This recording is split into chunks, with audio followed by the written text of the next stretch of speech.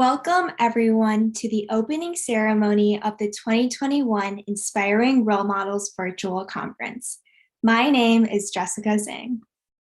My name is Angela Schuer, and we are the co-presidents of Michigan Youth Empowerment Foundation's Youth Leadership Committee. Michigan Youth Empowerment Foundation, which was founded in 2016, is a 501c3 nonprofit organization dedicated to empowering students K through 12 with the tools and knowledge necessary to succeed in the 21st century. Our programs are designed to foster students' interests in STEAM, leadership, and entrepreneurship, helping to bridge the gap between academics and real-world technological applications. Our initiatives include youth STEAM courses, community impact, and early career exploration. We could not have organized this conference without the support of our sponsors, Extreme V and Sensata Technologies, or the help of our partner organizations, including DC COVID Squad, Astudia, Hope Humanities, The Outlet, and First Aid On-Site. Now, we wanted to take the next couple minutes to introduce each of our partners. First off, DC COVID Squad is a student-led organization that works to help communities of color in DC disproportionately impacted by COVID-19. Their Instagram page ranges from poetry that brings important issues to attention to informational posts and infographics about the impact of the pandemic. You can check out their content through the Instagram handle that's listed on the slide. The next partner we would like to introduce is Astudia. Astudia is a youth organization that aims to support the mental and academic well-being of young people while educating them about global issues and inspiring them to change the world. Astudia's team believes that any young human can accomplish anything they set their minds to, and they want to help them do so while making the world a better place. They are a group that champions global citizenship and learning, supports the mental and physical health of children and adolescents, and uses education to fuel youth. They provide workshops, a pen pal program, academic support, mental health support, global affairs education, and much more for students. Their Gen Z Cares initiative series allows teenagers to express their views and raise awareness for issues such as climate change and the refugee crisis. Astudia works every day to guide and empower the activists and changemakers of the next generation. They would love for you to join them on their journey to empower young people who strive to share their voices and make a difference. Next off, we have Hope Humanities. Hope was founded in 2019 by some 10 students who share the same passion in humanities. While most of their published writings, photographs, and paintings were original content from their small team of creators, they have started to receive submissions from students around the world. Besides individual submissions, Hope strives to create a webpage that connects other platforms like them, school newspapers, magazines, and journals. In doing so, they put the work that deserves more attention together under the same spotlight. In addition, they plan to invite college students who have published their works in well-established journals to hold workshops during the summer, winter, and spring break. Today, Hope's network spans over 70 high schools, dozens of universities, and dozens of student organizations in Europe, Asia, and America. Students who are interested in the humanities are all welcome to join. Hope is determined to further expand and develop this platform for those who want to express themselves. You can learn more by visiting their website on the screen. Our partners, The Outlet, also have a few words they would like to share. Oftentimes, while braving troubling periods of history, creativity and the education of our newest generations can be set to the side in the face of obstacles. It is the Outlet's goal to resolve this problem. The Outlet, begun in the summer of 2020, is a website where young adults can express their creativity and inspire others through original writing and music. They hope to use their growing platform to hold contests for young adults to spark their imaginations.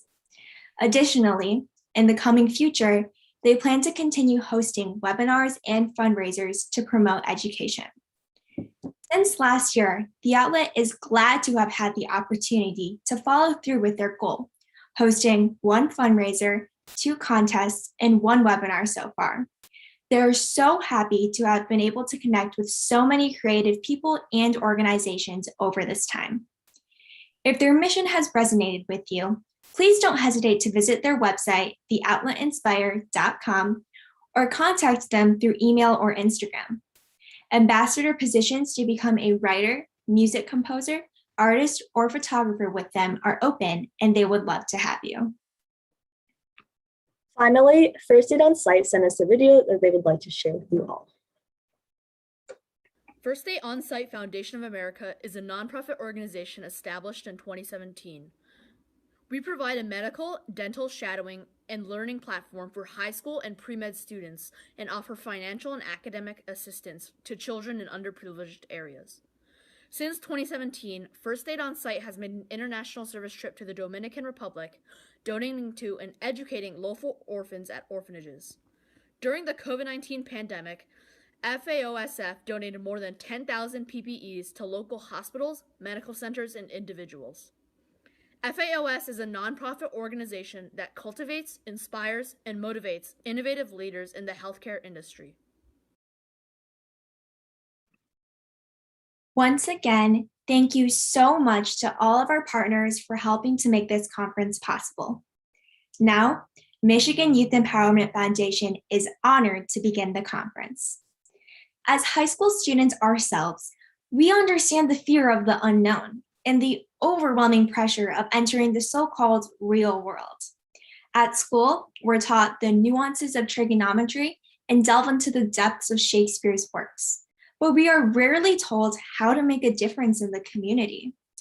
Some of the most influential figures in history have led by example, and that is why we wanted to bring these impactful speakers to the stage as examples of successful and ambitious young leaders. With that said, as adolescents strive to develop a sense of identity and purpose, role models become important in helping identify the behaviors, attitudes, and qualities that make up an impactful leader. In this conference, we strive to offer guidance and opportunities for motivated students around the world to help them pursue their passions. Additionally, we hope to provide everyone here with a space to inspire, collaborate, and innovate. To start the conference, we'd actually like to introduce a few polls. So these aren't too complicated, just a fun little icebreaker before we introduce to you all of our amazing speakers. So give me a second to open up the first poll. So you should now see the first poll on your screen. There are 5 questions in all, and we'll just take a couple of seconds for you guys to submit your answers. Yep, so our first poll of the day is one word to describe how you are feeling right now, with the answer choices excited, eager to learn, curious, and all of the above. Go ahead and take a few moments to submit an answer.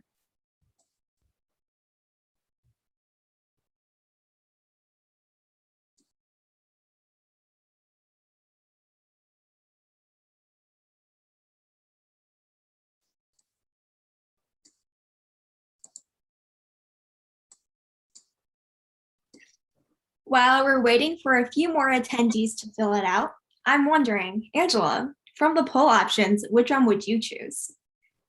If I could, I'd probably say all of the above, but if I had to choose one, it would have to be excited.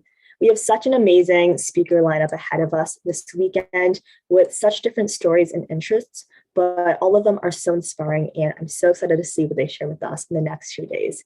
How about you? I totally agree with all of the above, but I think eager to learn stands out to me the most. All of our speakers have made incredible accomplishments and are true leaders in this world. I can't wait to hear how they overcame their hardships and achieved success. Yeah, I definitely think this week will be packed with amazing stories. So let's take a look at what our audience thinks. Let me go ahead and end the poll, share the results. It looks like a ton of you guys are super excited, but there's also a good mix of both excited, eager to learn, and curious. For our next question, we wanted to ask everyone here, what are the following fields you are most interested in? So let me go ahead and launch the second poll. This question is a multi-select question, so you can choose as many answer choices as you want. Our answer choices are STEM, business, music, writing, and activism. For me personally, I was like always super indecisive as a kid. Even now, I'm like not entirely sure what I'd want to do in the future. So if it was up to me, I would definitely choose more than one of these options.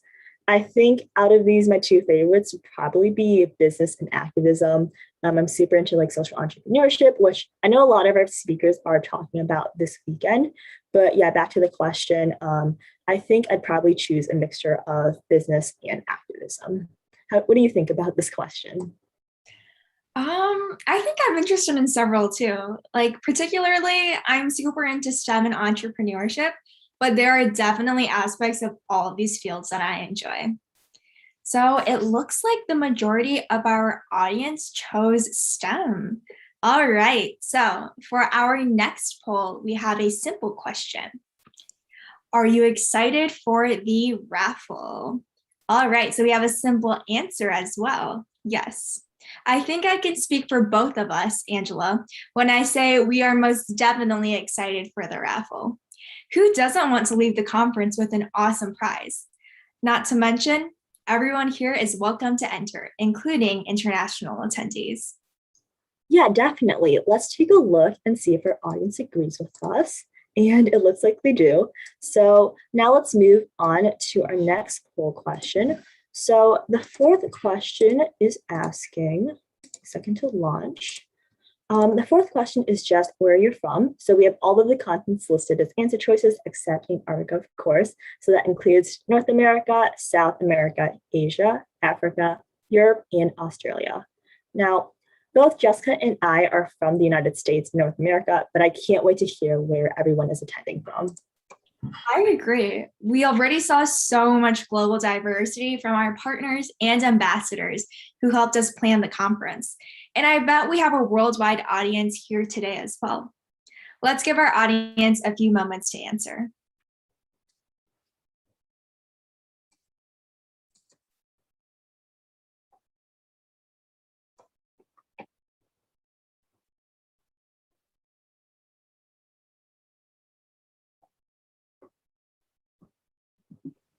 All right, so it looks like so far most of our attendees are from North America, and we have some people residing in Africa as well.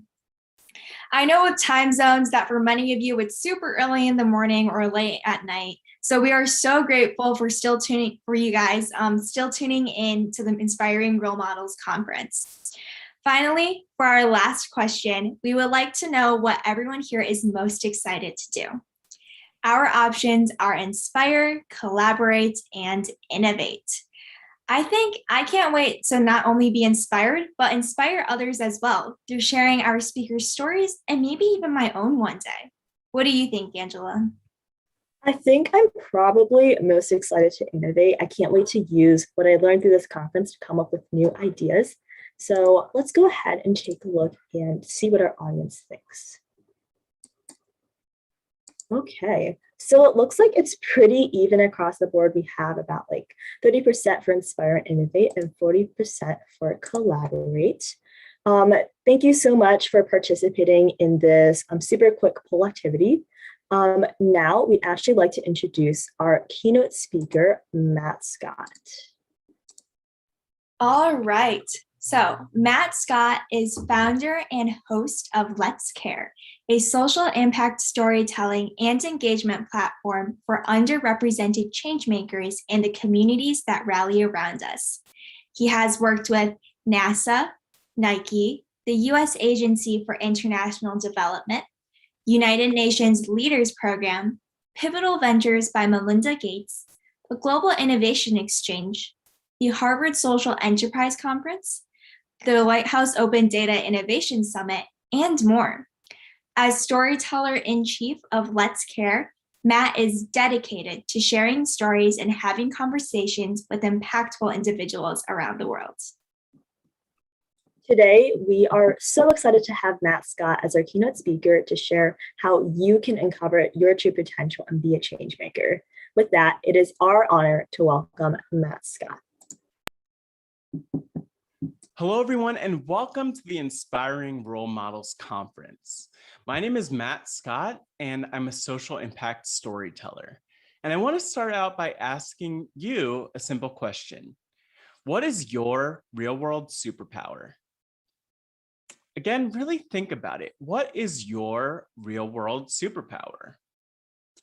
I love to ask this question to people all the time because I feel like when we think about our superpowers, when we think about superpowers overall, our minds go to things like flying and visibility and telepathy. But one thing that I like to get across to communities, and one thing I've discovered in my career, is that everyone has something valuable to contribute. Everyone has something powerful to bring to the table. Over the last 5 years, from 2016 to 2020, in fact, I worked with NASA, Nike, the United Nations, the US aid program, and others. And in doing that work, I really was responsible for surfacing stories of people making an impact.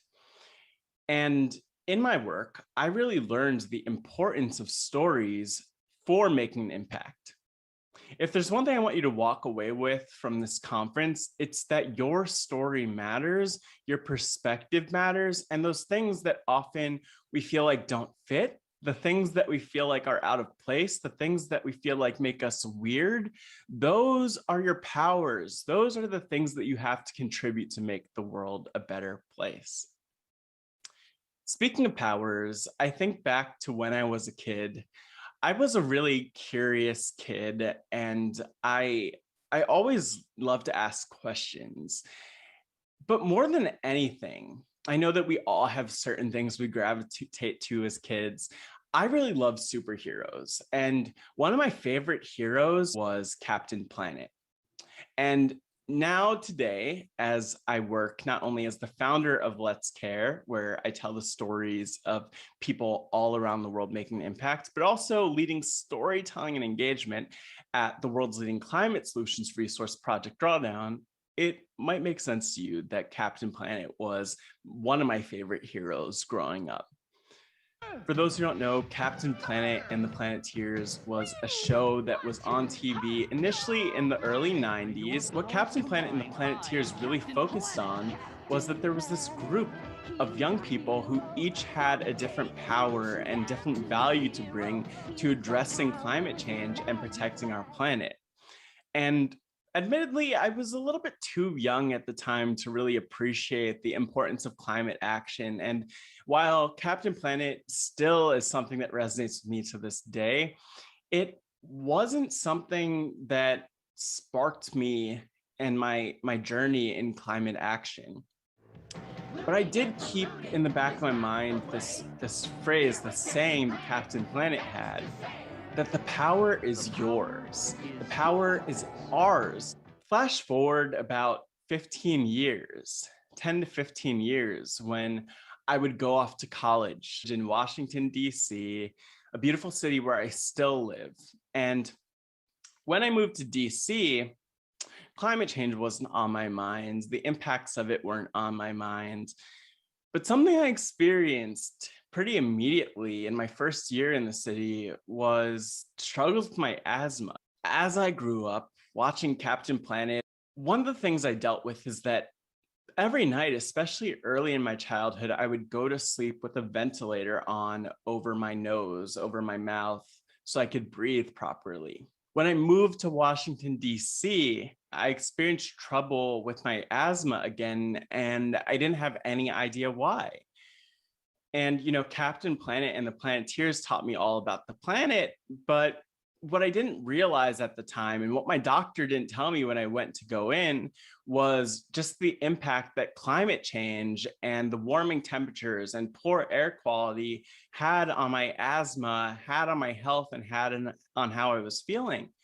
And so while today climate change is a huge part of where I focus my work, even at the time, experiencing the health issues firsthand, I didn't realize how it all tied together. Flash forward another 8 years or so, my main role was as the global community lead and storyteller for the world's largest global hackathon, NASA's International Space Apps Challenge, an event that is all about people developing solutions to problems on Earth and in space. And solutions to problems like wildfires, air quality, things that we see in front of us and experience every day, unfortunately.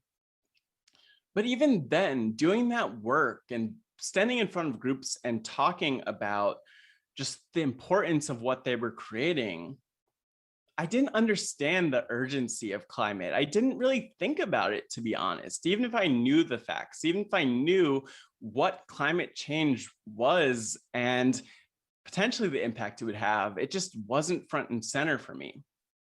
That was all until, speaking of stories, a story that I heard from a friend who told me about going to a training with thousands of people all about our climate.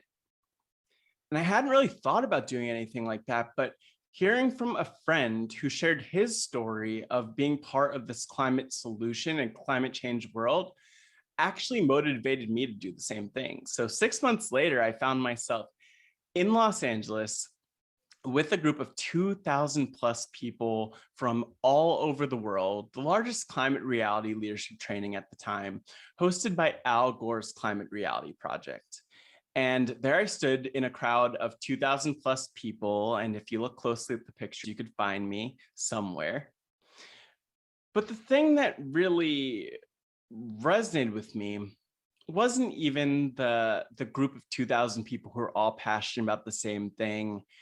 It wasn't the 500 plus slides that Al Gore shared and walked through and talked through talking about the climate crisis. But it was one panel focused on climate justice, and it was Naleli Kobo, who is an environmental activist and someone who, like me, had asthma. And it wasn't until I heard from her that I realized the connection between asthma, and my health, and climate change.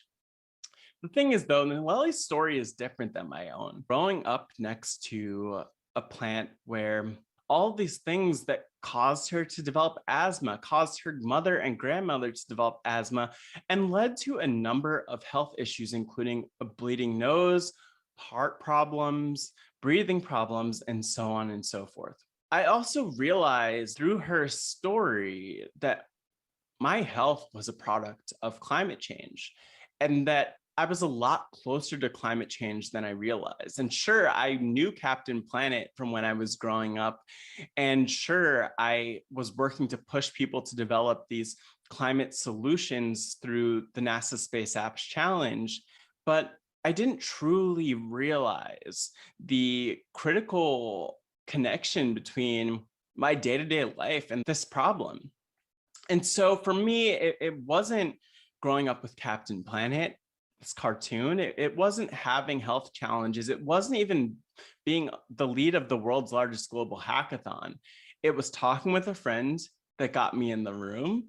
And it was hearing Naleli's story that really motivated me to dig deeper and find ways that I could do something about climate change and global warming in a more meaningful way. And so within 2 years, I found myself working at Project Drawdown, the world's leading resource for climate solutions, where I am today, really focusing on sharing stories that are relatable for people, sharing stories that help people connect to the issues around them. Because oftentimes, the way that we talk about issues, the way that we talk about the world around us is in a way that's not relatable. It's in a way that often talks about the crisis and could feel disempowering. It's a way that talks about the problems in a way that's definitely important, but only sharing half the story. What I found through my work in the climate space and what I found through storytelling is that there's this incredible possibility to fill gaps for people and to engage people who don't already feel like they belong. For me, stories and storytelling has been a bridge to help get people in the room, help people feel engaged, help them see that they have their own real world superpowers that they could bring to bear to solve whatever problems they care about, whether that's climate change, racial justice, food inequality, and so on and so forth. There's so much that people could do. And the power of stories and the power of us sharing our stories is that we could help others who resonate with us, whose voices are like our own, see where they belong. I had challenges with this because so much of the representation I saw I couldn't relate to. And I didn't understand how the work that I did was really important for me and communities that I'm part of as a young Black queer person. And so in 2017, I decided to go out there and find them for myself. And that's when I started Let's Care. I decided to ask people questions. I decided to interview people and to share the stories that often go unheard. I call this passing the mic because it's really about finding ways to amplify voices that aren't represented in the conversation and dialogue, finding ways to bring in new perspectives and to shine light so that our idea of who we are and who we can be is expanded beyond what we already know. And to date, through Let's Care, I've interviewed 100 plus change makers from around the world with a focus on those who are underrepresented and underestimated. And in fact, I went out and I interviewed 21 change makers over 6 days over the course of San Francisco Pride and San Francisco Design Week, all about not only impact, but identity, about who they are and how that affects how they show up in the world. And you could find that in a film called 20s and Change San Francisco. But what 20s and Change San Francisco really taught me, and what that journey interviewing people really taught me, was that every single person has a story to share. For a number of the people that I interviewed, that was their first time being interviewed and asked the questions that I asked. And what that really says is that we all have stories. We all have perspectives that are valuable. We all have perspectives that we could share with the world to make the world a better place, but we might not know it because the world hasn't always taught us that those things are valuable. And especially as young people, oftentimes we're taught that these are weaknesses. And oftentimes we're taught to not bring those things, not bring those parts of ourselves to the work that we do and the change we want to see in the world. But what I think is so powerful, and the thing that Let's Care and 20s and Change really taught me, is that the way for us to make the biggest impact is to bring our fullest selves to work and to bring our fullest selves to the impact that we want to have. The other thing that's so powerful, the other way that we could make change, is by really showing up and sharing our motivation, sharing our story, sharing our why, and realizing that when we share our story, when we share our why, when we share who we are, whether we know it or not, there's someone out there whose story resonates. I already imagine that in me sharing my words and sharing my perspective, in my identities as a young person, as a Black person, as a queer person, as someone with asthma, as someone with a nut allergy, as someone who's motivated by grief and losing my dad and all the things that I am, that those things might resonate with you. Those things might make my story of finding my power and going from a place of feeling like my identity and my uniqueness didn't matter to feeling like they, and really knowing that they do matter, is something that could resonate with you. Think about what your story is. Over the course of this conference, you'll be focused on the impact that you can make through the lens of inspiring role models that you'll hear from and be inspired by. And you'll learn about leadership, and you'll learn about how you could show up from our stories. But something I want you to not forget is that your story is just as powerful. My story is my story, but your story is yours. And while you might live with it every single day, the reality is it's just as valuable as my story. There's someone out there who needs to hear your story. Something I want you to remember is that if you're not seeing your story represented, that means that there are people out there who aren't seeing themselves represented, who need to hear your story. Every story matters, and every story has influence, whether that's with one person, with 5 people, with 50 people, with 500 people. Think about your superpower. Think about ways that you provide a different perspective, that you make the world a better place, or ways that you want to make the world a better place.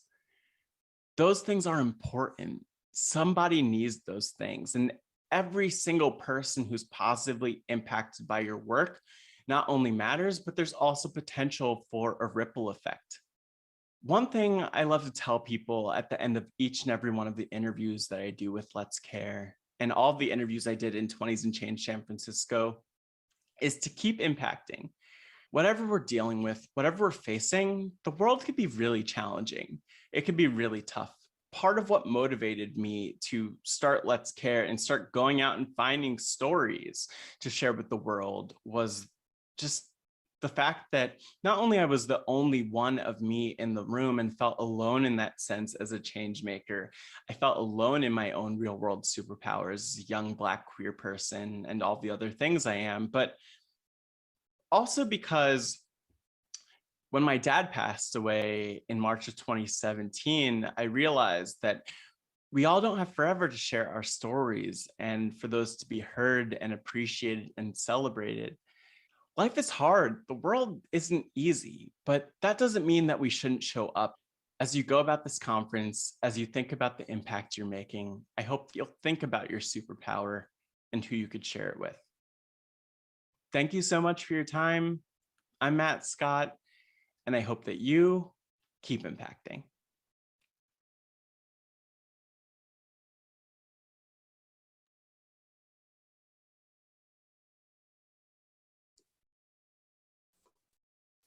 On behalf of everyone here today, thank you so much, Matt Scott, for your inspiring words. To hear more of Matt Scott's work, you can check out 20s and Change San Francisco, which is a pilot film that he created to pass the mic to changemakers who often go unheard. On its organization's website, lets.care.com, you can find many of his previous projects, such as his booklet, 180 Degrees of Impact, past podcast episodes, and interviews. As you listen to our speakers this weekend, we hope that their stories and challenges will spark motivation in your dreams and one day inspire you to share your story. Now, we are excited to introduce the 7 guest speakers presenting this weekend. The schedule that we're about to share will also be found on our website, nyeb.com, which you can also find on the screen. First off, from 1 p.m. EDT to 1:50 p.m. EDT, you will hear from Stephanie Sue, who will be leading a personal branding and public speaking workshop for students. Next, from 2 p.m. to 2:50 p.m. Eastern Time, you'll be introduced to Naomi Porter's story about entrepreneurship and founding 2 businesses, Spice It Up and Bright Futures. From 3 to 3:50 p.m. is Army Armstead, who will share his journey to becoming the executive director of Emergent Works in his talk, Liberation and Technology. Concluding day 1 at 4 p.m., Danielle Boyer, founder of the STEAM Connection, will be sharing her experiences as she uses tech for social change. Kicking off Sunday from 12 p.m. to 12:50 p.m., you will discover the business of being a writer with author Delara Sumbul's workshop. After Delara, attend Eden Filgo's talk at 1 p.m. to 1:50 p.m. about founding her mobile app startup Mobot and nonprofit organization Sun Saluter. To conclude the speakers lineup, Longlum Foundation young scholar Shuhun Jung will share with you the importance of passion at 2 p.m. Wrapping up the conference, we'll be hosting a commemoration ceremony, including raffle winner announcements, networking, and recognitions. Speaking of raffles, you will all be given the opportunity to enter one at the beginning of each event. This pertains to both our audience on the Zoom webinar and those on YouTube Live. We will be giving away 9 pairs of JBL headphones for free. 1 pair of headphones will be given out for each of our 8 events, and the 9th pair will be a part of a VIP exclusive giveaway. On the next slide, we just wanted to share a quick product overview video that was released by JBL.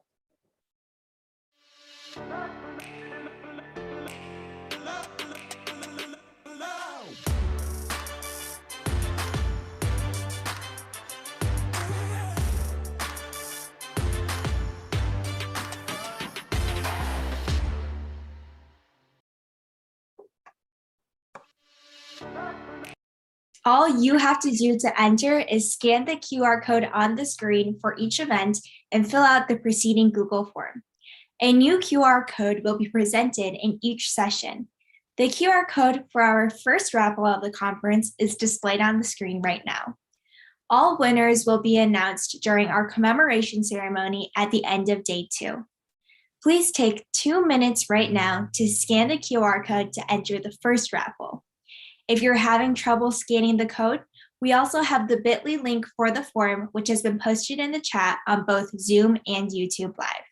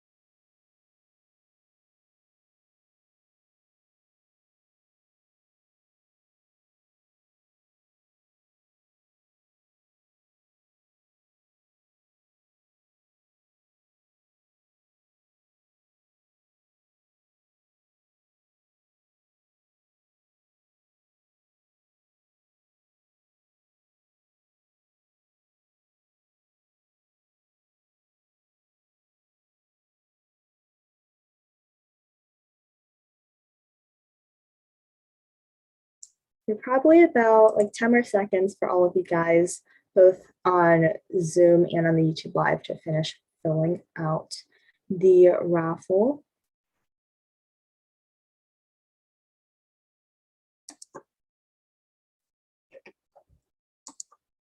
Okay. Once again, all of the winners will be announced at the end of day 2 tomorrow, so make sure to attend our commemoration ceremony. If you do win the prize, you must be present at the ceremony to claim it. At the end of each event, we will also be sending a feedback form for you to share your thoughts about each talk. We will be using the same feedback form for all events, so feel free to save this form so it's easier to access, which is seen on the next slide. We'll be sharing a few of our favorite responses during the closing ceremony. Furthermore, we want you to be able to meet other attendees at the Inspiring Role Models Conference, so we've created a group chat on LinkedIn for you to meet and chat with other conference attendees.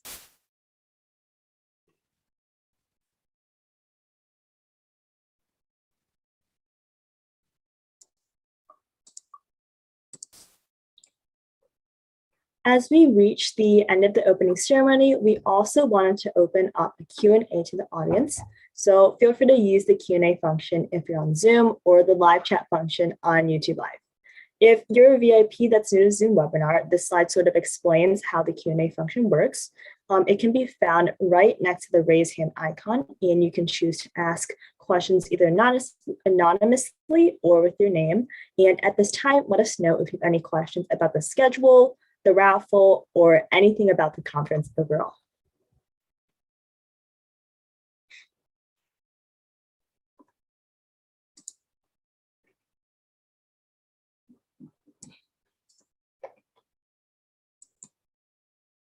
And I'm also going to resend the links for the feedback forms and the LinkedIn group chat in the chat as well, in case you weren't able to get those down.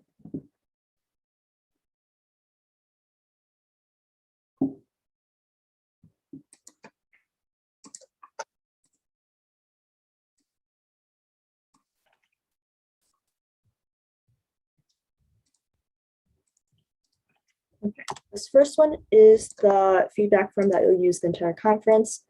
And then here is the LinkedIn group chat. So both of these are going to be available for the entire conference. For the LinkedIn group chat, if you don't have a LinkedIn, feel free to make one. And yeah, let's get into a few of the questions we've been receiving. All right, so we did receive a private message in the chat. Somebody asked, how will we get the prize if we win? So if you are at the closing ceremony of the conference and you claim your prize, we will contact you the following week through email, and then we will ship it to you, and all shipping and handling will be taken care of.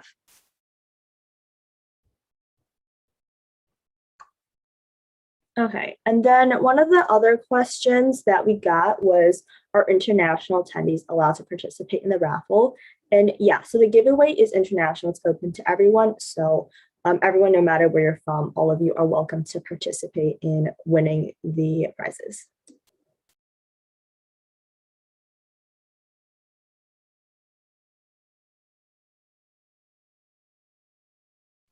Okay, so it looks like we received another private chat.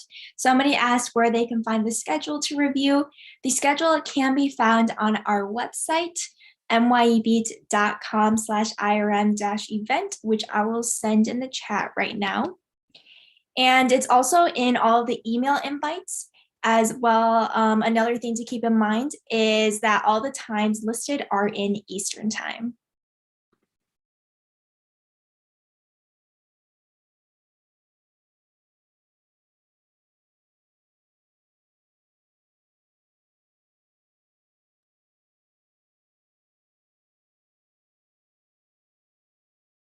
We got another question that's asking, like, how can I join similar events like this in the future?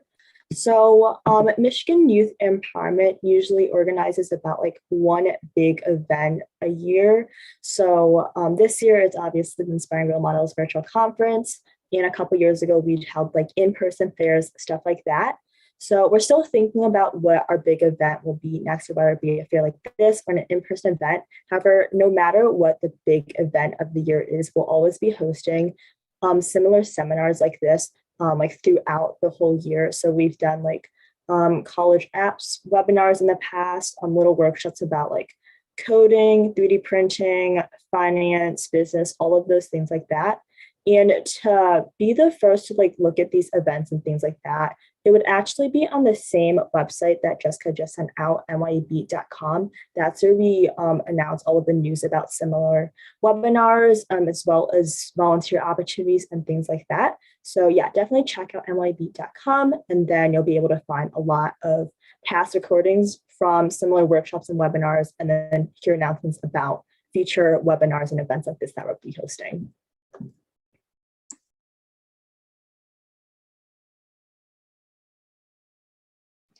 All right, so if you have any questions or issues that arise throughout the conference, please email ylc@nyufound.org, which is on the screen at the moment, and which you can also find in the chat and will be sent in a moment. And someone on our team will get back to you as soon as possible after you email us. You can also follow our Instagram, IRM Conference 2021, to receive live updates and special announcements throughout the weekend. So once again, our first event of the day after this opening ceremony will be Stephanie Sue's Personal Branding and Public Speaking Workshop, which will start at 1 p.m. Eastern Time or 10 a.m. Pacific Time. We will be using the same Zoom and YouTube Live for all of day one, so please stay on the call. During the 10-minute break times in between events, we'll be holding a few fun activities to stay connected for that.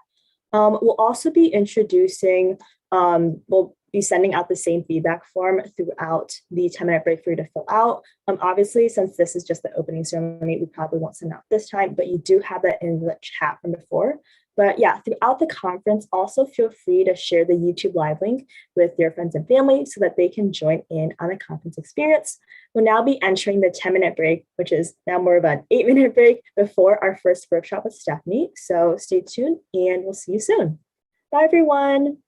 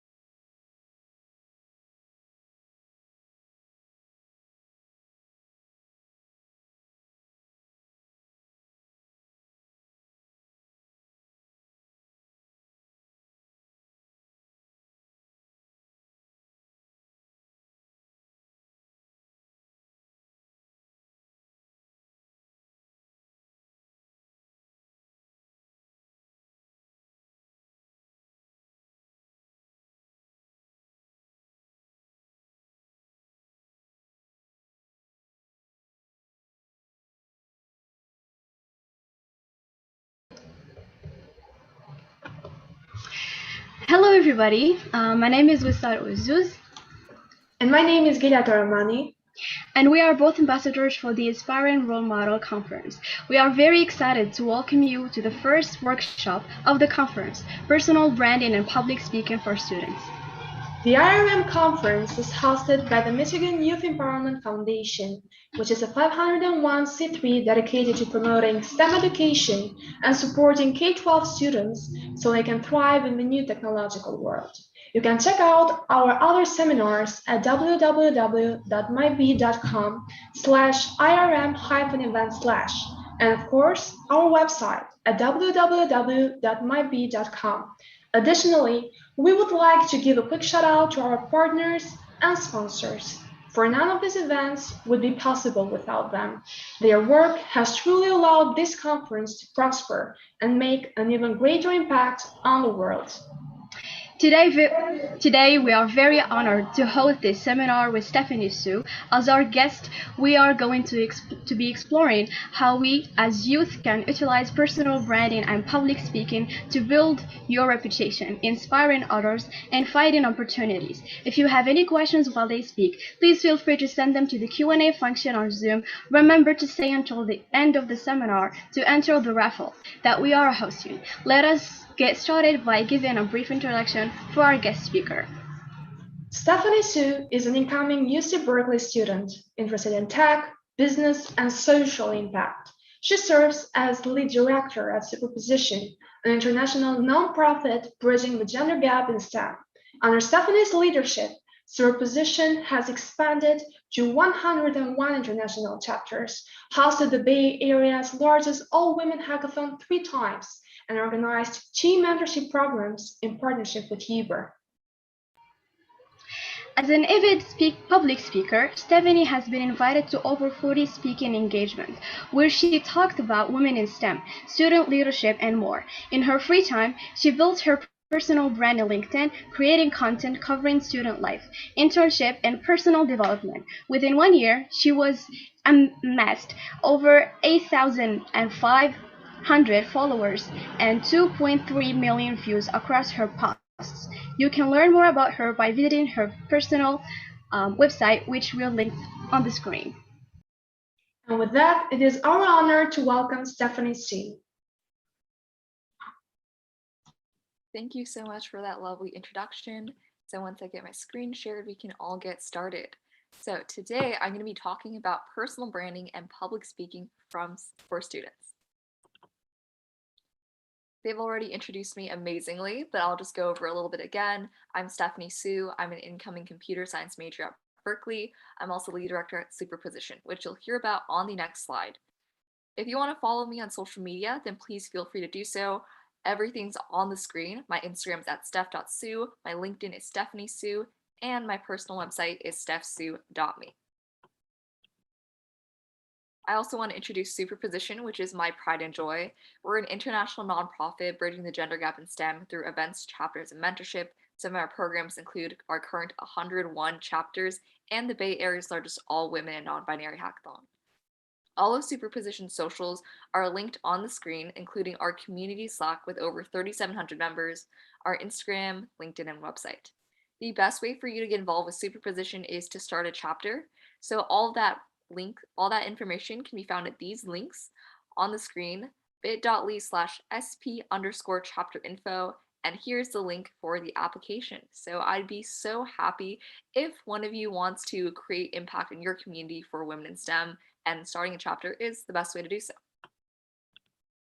Without further ado, let's jump into the workshop. We're going to divide this into 3 pretty intuitive sections: personal branding, public speaking, and Q&A. If at any point you have questions, please drop them in the chat. I'll make sure to keep an eye on that so we can keep this workshop interactive. So first, let's talk what a business brand is, because a lot of people have heard of a business brand, but not necessarily a personal brand. A business brand is the way a company, organization, or individual is perceived by those who experience it. And it's more than just a name, a term, or a design. It's the feeling that a product or business evokes. It's the entire experience. I'll give you an example because I think that's the best way to learn things.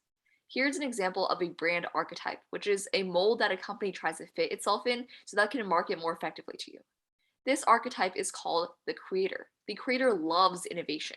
Their tagline is, if it can be imagined, it can be created.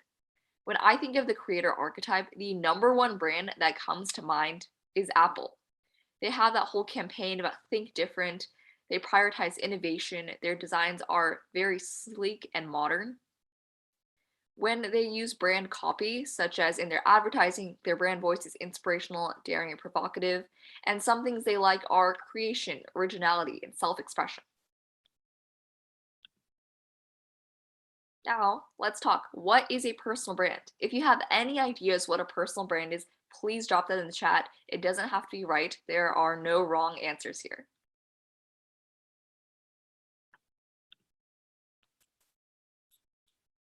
While you're doing that, I'll just dive right into my answers so we can end this on time.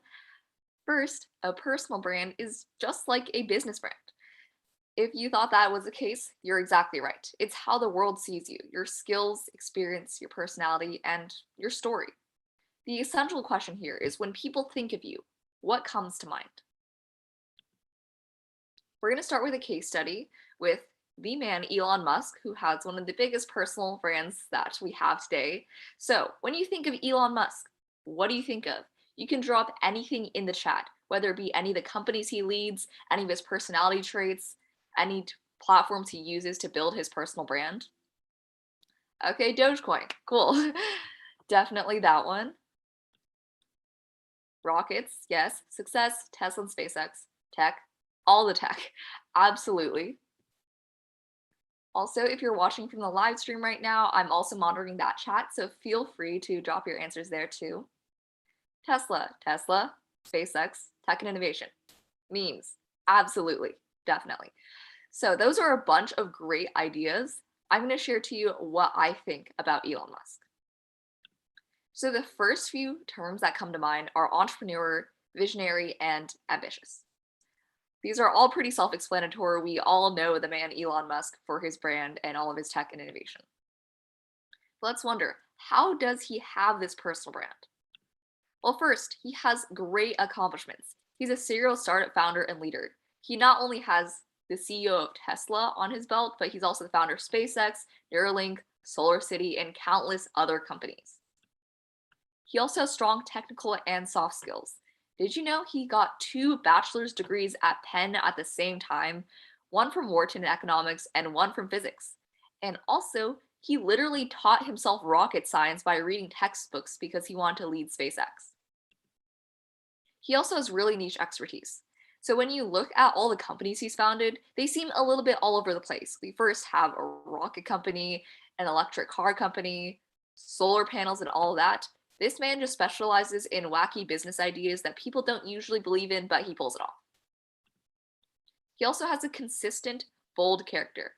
In this respect, he really reminds me of Trump, as in he has a really distinctive personality, which means his haters hate him, but his supporters are even more passionate. A couple of ways he brands himself is through his interviews, books, TV shows, and most infamously, his Twitter. You might have heard that situation where he tweeted about how he was going to take Tesla private and that kind of tanked his stocks, and the SEC literally sued him because they said he shouldn't be allowed to run a public company anymore. So we've gone over one example of a really strong personal brand. Are there any other people out there that have a strong personal brand? Any celebrities, politicians, etc.? Please drop those ideas in the chat. I just mentioned one, Donald Trump. Honestly, he has the #1 example of a strong personal brand because he's just so recognizable. Bill Gates, Oprah Winfrey, yes, those are fantastic examples. Now let's talk. Why does that even matter? Well, your personal brand builds your reputation and grows your network. People are going to judge you anyway. The least you can do is try to control how others see you by projecting a certain image. Opportunities will find you and not just the other way around. So many people have reached out to me for speaking engagements just like this one, or interviews or advice. People want to reach out to me because they see the content putting out and they think that I'm an interesting person, and I think that's awesome. It also inspires trust in others. Trust is all about consistency, displaying the same character to people over and over again. This is especially important when it comes to recommendation letters, because when your teacher is about to recommend you to a company or a university, you better hope you have a good reputation with them. And one way to promote that is by actively creating a personal brand. If you're a student leader just like I am, then you can boost your organization's brand. For example, when I talk about superposition on LinkedIn, most of that goes on my personal LinkedIn versus Superposition's LinkedIn, because my LinkedIn gets a lot more engagement and it contributes to my personal brand because people remember me as the lead director of Superposition. It's also a great confidence boost when people know who you are and reach out to you because you're cool. So there's always that incentive. Here's the brand I've built. I brand mostly on LinkedIn. It's the best platform for me for expressing my thoughts. Currently, I have around 9,700 followers, and I post a lot of content about student life, internships, and personal development. Let's go over my brand really quickly. So the first essential question is, who am I, objectively? I usually take the persona of these different characters, or parts of myself, during my LinkedIn posts. For example, I'm the Superposition lead director. I have a lot of posts talking about student leadership and how I've been able to grow Superposition from a hackathon. Next, I'm a UC Berkeley student. This is most relevant to my student life posts where I talk about how I've grown. In fact, my most popular post, as you can see on the screen, is when I posted about all my Ivy League rejections and talked about how rejections are totally normal and you have the right to feel the way you want to feel. And that kind of message resonated with a lot of people. As you can see, that got over 31,000 likes. I'm also an intern at Fiveable. I love talking about Fiveable because my job is amazing, but it also builds Fiveable's LinkedIn presence, which I'm now officially in charge of. My LinkedIn content is mostly about student life, personal development, leading Superposition, rejections, and high school internships. Notice that I don't have a lot of industry expertise here. I'm not teaching people how to code or how to get a job, which is a lot of the content you see on LinkedIn. But I write about exactly what I'm an expert on, which is my life. And that actually resonates with a lot of people and not just students. In fact, my personal brand has been so effective that anonymous people on Reddit are shouting me out. See, somebody's clearly indirecting me in this comment, and I think that's pretty cool. I'm sure they don't mean it in a super nice way, but any publicity is publicity. And on that note, I literally had entire Reddit hate posts written about me with 1,000 upvotes.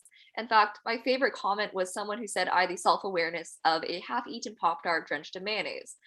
Honestly, those comments were a lot more funny than hurtful because it was right after I got rejected from the Ivy League. So I was like, if these institutions don't want me, that's okay, but I care about their opinion way more than these anonymous people who won't even talk to me in person.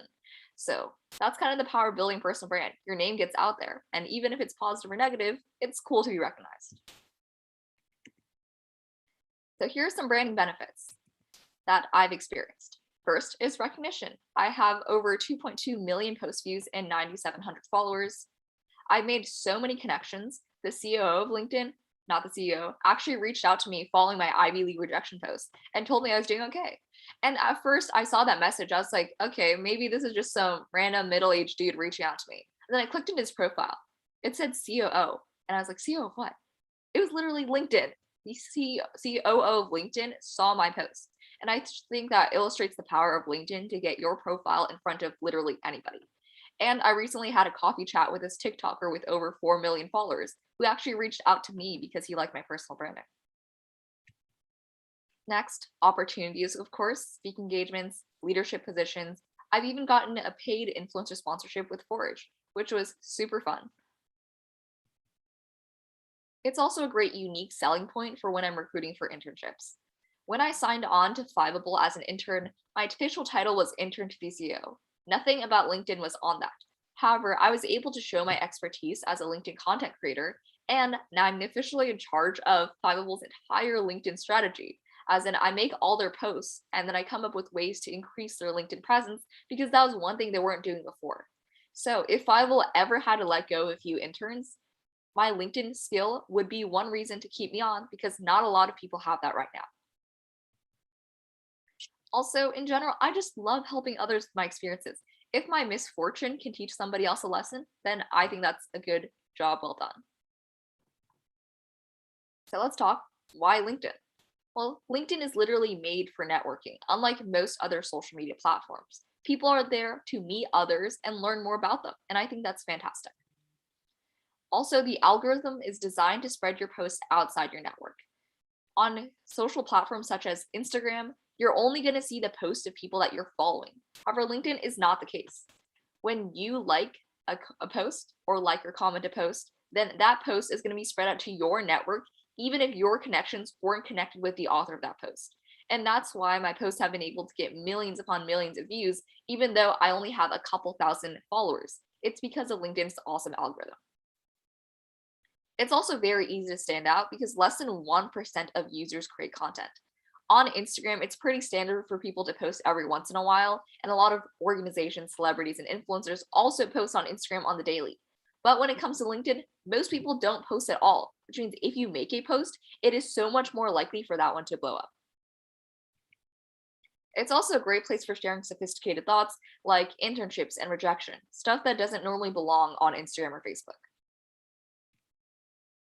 Of course, LinkedIn is not the only place for you to build a personal brand, and I don't want to leave you that impression. So I'm going to give you a couple more social media platforms where you can build that brand. Literally any platform where you can build an audience will work, such as Instagram, which I think is great for influencers, bloggers, celebrities, and activists because they can easily share photos and infographics.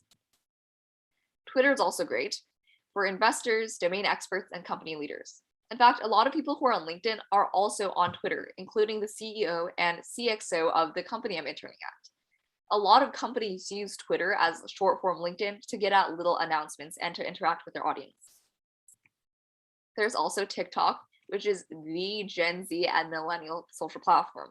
It's great for young people, but it's also good for practically anyone because I've seen the randomest types of niches blow up on TikTok, such as beekeeping, or like how to maintain a truck or something like that. Normally, you wouldn't think that many people are interested in, but with TikTok, you can get your videos in front of literally anybody. And also everyone's just really bored and just interested in learning new things. So why not? In fact, my brother is starting in TikTok because he wants to become an influencer. And within 1 week of talking about tech and investing, he got 1,000 followers. There's also YouTube, which is great for domain experts and influencers. Of course, maintaining a YouTube channel is a lot more high maintenance than the other ones, so I don't entirely recommend this unless you really, really want to put in the effort. So now that we talked about all the platforms for personal branding and all the reasons why you should pursue it, let's get started. So first, figure out who you are. I know this is probably too deep a topic to talk about at 1 p.m. right now, but your personal brand is a reflection of who you are. And in order to convey a succinct image of yourself, which is going to be the main goal of a personal brand, you'll have to understand yourself. So some questions you want to ask is, what am I interested in? What do I not like? What do I have expertise in? How do I help other people?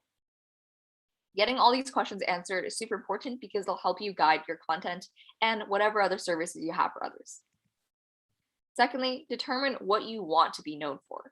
So there's a lot of things I could talk about. I could talk about fashion, sustainability, a little bit about financial literacy, but I'm not knowledgeable about enough of these things. And also, if I did talk about all those topics, then I would be all over the place and people wouldn't understand my personal brand. So I stick to what I'm good at. I stick to what I know best, which is my life and being a student. Third, define your audience. If you're marketing to everyone, you are marketing to nobody. So think, who do I want to project my personal brand to? Could it be recruiters, industry thought leaders, students, other leaders? For me, my main audience is students because that's the group that resonates most with my content. But I do have a lot of adults in there who are reminiscing on their younger days and just want to see what somebody is like when they're 18 years old. Fourth, research your desired industry and follow the experts. This doesn't even have to be an industry, but your desired niche. And the best way to learn something is to learn from the people who do it best already, which is the experts. You don't even have to connect with them. You just need to monitor the content, see what you like, see what you don't like, and you can adopt the best practices into your own brand. Fifth, learn about your niche. If you want to be known for something, you better be somewhat of an expert on it. So if you want to be known for being good at computer science, then read into Medium articles, build more side projects, Think about how you can further your knowledge, which will help you stand out from everybody else in that niche. And 6, prepare an elevator pitch. An elevator pitch is a 30-second to 1-minute speech, essentially describing who you are as a person.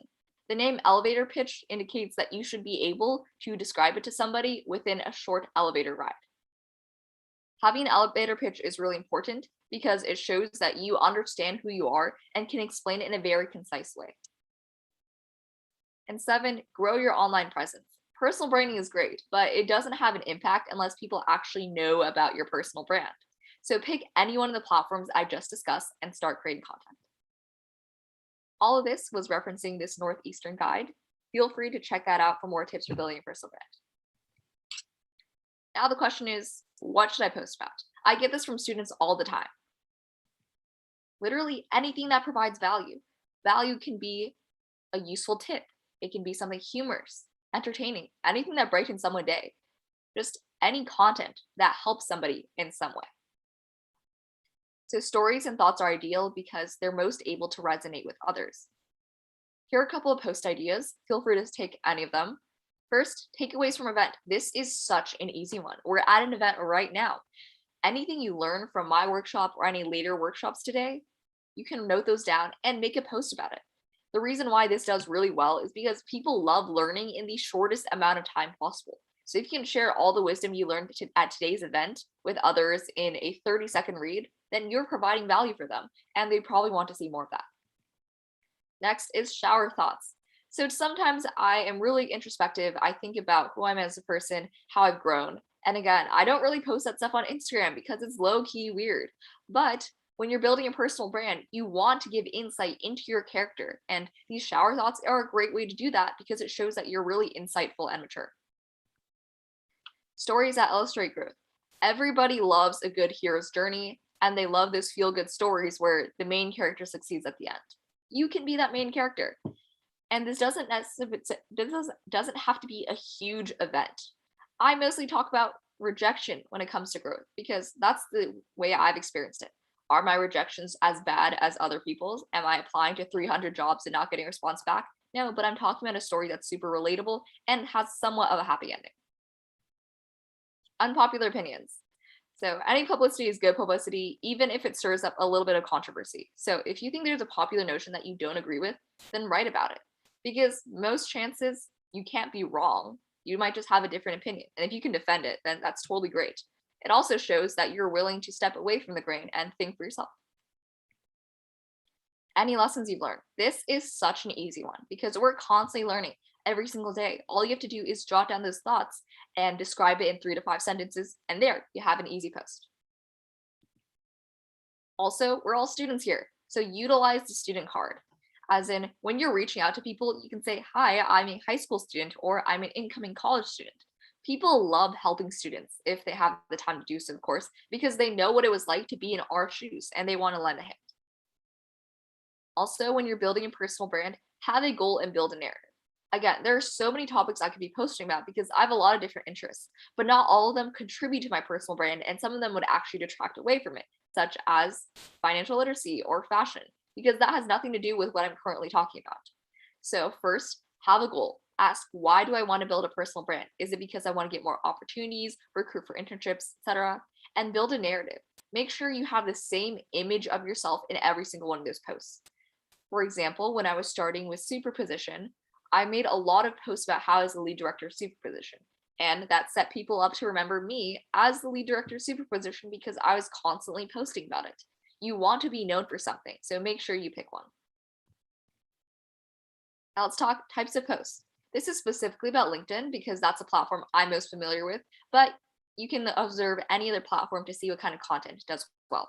First is your classic announcement post. You've probably seen this before. It's the I'm happy to announce followed by some sort of accomplishment, like I just got a new internship or I just graduated college.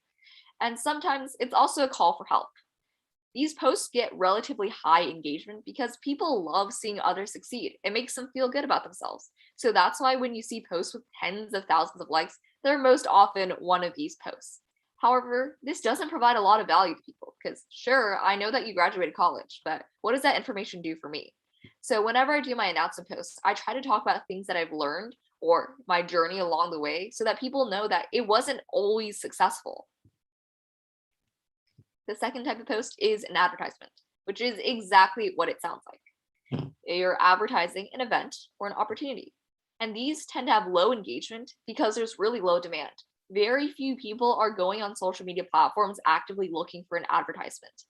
The value is also hit or miss because sure, some people might benefit from this because it's exactly the type of opportunity they were looking for. However, most people don't want to see it, and that can lead to people unfollowing you. So here's the best type of post in my opinion, the story and reflection. These tend to have really high engagement because this resonates with people. It also most often provides the most amount of value, which also leads to more connections and followers because people want to continue seeing posts like that. These are also best for building a personal brand because your personal brand is your story, and writing about it is the best way to share it. So now that we've talked about different types of LinkedIn content, I want to show you a couple of tips for leveling up your LinkedIn. I believe you have to be around 16 to open up your LinkedIn. In all honesty, I think I opened up my LinkedIn at 15, but nobody needs to know that. So once you have a LinkedIn, you first want to optimize your profile. You should do this regardless of whether or not you want to create content, because having a good LinkedIn profile is so important for building connections. First, I recommend formatting your profile in bullets. I've seen a lot of people write their experiences in sentences upon sentences and think, if you're a recruiter and you have 10 profiles to look at, do you really want to read through 5 to 7 sentences per experience? Or even if you do, you're probably going to skim it. Second, grammar and tense check. Little stuff like grammar and punctuation can really make or break your first impression of somebody because it shows professionalism and attention to detail. Third, add a LinkedIn bio, profile picture, and cover photo. This is just to make sure, one, to show that you're a real profile, but secondly, to show that you're taking the extra step to make your profile look as top-notch as possible. Fourth tip, keep things organized. I used to try to list out every single experience I had and every award I had separately because I thought having a greater number of accomplishments would make me look cool. So every time I went to a debate tournament, I would create a separate entry. And if you're involved in speech and debate, you will know how many tournaments we attend. Then my award section was filled with like 15 to 20 awards. But the thing is, who actually wants to read through that? Not me. So now all my awards are organized under 3 categories: superposition, high school, and debate. That if anybody's actually interested in seeing those awards, they'll be able to read it easily. I also condensed multiple positions in the same organization to just be one box. For example, with Key Club, I have had positions for 3 to 4 years, and I've had, I think, 5 to 6 positions across all of them. I used to create a separate entry for every single one of those positions. It's not necessary, and it makes you look like you're trying to fill your profile. Fifth, quantify your accomplishments. This is a huge thing that I'm seeing missing from high school LinkedIn profiles. It's that people talk about what they did, like led the team, managed social media, but they don't show the impact of that work, which is what people care about much more. Because yes, a lot of people have led a team before, but has that been effective? What results have we seen from it? So make sure wherever you can, quantify your accomplishments so people can understand the type of work you're doing. Another great tip is engaging with other people's content. I'll admit, I don't do this nearly enough as a LinkedIn content creator, but you want to make sure you show that you care about others' time and you appreciate their post and their engagement with your post. So, golden rule, always reply to comments, even if it's a simple emoji or thank you. Secondly, add your own thoughts to other people's posts through comments. When I scroll through LinkedIn, I often get inspiration for my own posts by seeing others. And sometimes I like to leave a thoughtful comment about my take on the topic, which can also inspire another post. Third, that's another way to provide value. So when you're engaging with people, the main goal here is to help them and not necessarily help yourself. So just keep that in mind. And then fourth, please send personalized invites. This is something I stress in every single one of my workshops that relates to LinkedIn, because I currently have 250 connection requests sitting idly, and most of them don't have personalized invites. So I'm wondering, why do you even want to connect with me? What do you want to get out of this situation? So sending personalized invites is super simple. You just need to introduce yourself, how you came across their profile, maybe one thing you have in common based off their profile, and say something like, I'd love to connect. It takes 10 to 30 seconds, but it shows way more initiative than the 95% of LinkedIn users who won't send any personalized invites. Now that we talked about leveling up your personal brand, we'll get right into public speaking, which is one of my favorite topics to talk about. So public speaking is useful literally everywhere. Class presentations, especially when you've forgotten your script, interviews, running an organization, leading a meeting, or ordering at a restaurant. I'm the type of person who has done speech and debate for like 5 years, and I still have to rehearse my order before I get in line for something around 3 times because of my social anxiety. But public speaking has been a great tool in that respect because I've been able to build my confidence when I'm talking to complete strangers. Also, if you're that type of person that needs to rehearse their order, please let me know in the chat because I don't want to be alone. I just revealed that to 80 people. Okay, great. So here are a couple of reasons why you would want to learn public speaking. First, it builds immense confidence. Communicating with people, public speaking is actually one of the biggest fears out there. But when you have it down, it builds a lot of confidence because you can articulate yourself well and perhaps better than the other people around you. Next, it boosts your personal brand.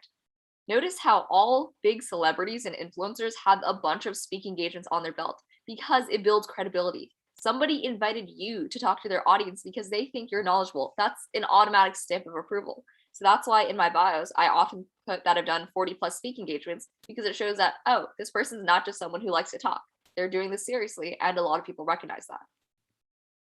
Third, it's really easy to advocate for yourself. My parents keep on telling me that they regret signing me up for debate because I started arguing with them and all that. Jokes aside, it's so important to be able to stand up for yourself and articulate yourself with confidence. In 5th grade or 6th grade, before I started speech and debate, I hated confrontation, and I still hate confrontation, but I'm able to stand up for myself in situations where I need to. And unfortunately, as a woman in STEM, that's going to be a lot of scientific or academic situations. Fourth, strong communication boosts credibility. Any confidence you see, I'm projecting that on purpose because I want you to think that I'm a really credible source for public speaking. And when other people see that you're a good public speaker, it automatically adds to their impression of you because they view you as more competent and able to succeed. Fifth, you also develop a lot of critical thinking skills. This is mostly in relation to debate because I've done that for 5 years, but also when you're thinking on the spot. I'm not following a script right now, and everything I'm saying is off the cuff. I have to develop a lot of critical thinking skills to think, well, what's going to come next? How do I develop a smooth transition between the last point and this point? So it's a lot of spontaneous thinking, which is a skill that you will have to learn in any situation. It's also an opportunity to create value for others. I literally spent 16 hours on my very first workshop to create a 35-minute presentation on Intro to Python. I took that much time to distill my knowledge into a short little workshop so that other people can benefit from it. And I love being able to do that because, one, it's sharing a topic that I love, but secondly, it's just really fun to share. Yeah. Oh, sorry. That was the first. Okay, that was the same point, but you got the point. Also, potential for payment. Literally, I've been reaching out to speakers for superposition, and one of them was like, we charge around $25,000 for a speaking engagement. And I was like, well, that's really cool, but I can't pay that much. However, if they're charging that much, that means somebody's willing to pay that much, and they can basically earn a 6-figure salary by doing 4 talks. Think about that. I'm also going to give you a quick dive into my journey with public speaking. First, my parents forced me into speech and debate at 6th grade. If any of you have Asian parents, you might relate to this situation, but I ended up loving it because of the community, and also it's incredibly empowering. So I continued doing public forum debate for 5 years. I've also given 40 plus talks since March of 2020. Topics include student leadership, coding, social media branding design, public speaking, personal branding, networking, and more. So if you ever want to see the recordings for these workshops, then please let me know. Or if you want to see the slide deck, I'd be willing to share some. Now let's talk speaking engagements. So the reason why I told you about my journey is to talk about how I do speaking, which is speaking engagements. These are opportunities to speak on topics you're knowledgeable about. This can come in the form of workshops, panels, keynotes, podcasts, etc. So why would you want to do speaking engagement? Well, there's a lot of similar benefits to public speaking in general. You also get a lot of networking opportunities because I'm suddenly able to reach all 80 of these attendees at once. And these people might reach out to me, they might have a leadership position, or they want to ask me a question. And that's a great way to build your network because you don't have to do a lot of extra work and you have people reaching out to you. Third, establish your credibility. Again, a lot of celebrities and influencers have speaking engagements to show that they are a credible source of information and that other people want them to share their knowledge with their audience. Fourth, it's just really rewarding. I always get a little boost of energy every time I do a speaking engagement. Yes, it might be a little bit energy intensive while I'm doing it, but afterwards it feels great because I was able to share my knowledge with other people and it makes me feel a lot more confident about myself. So here's a couple of ways for you to get a speaking engagement. First, start within your own organization.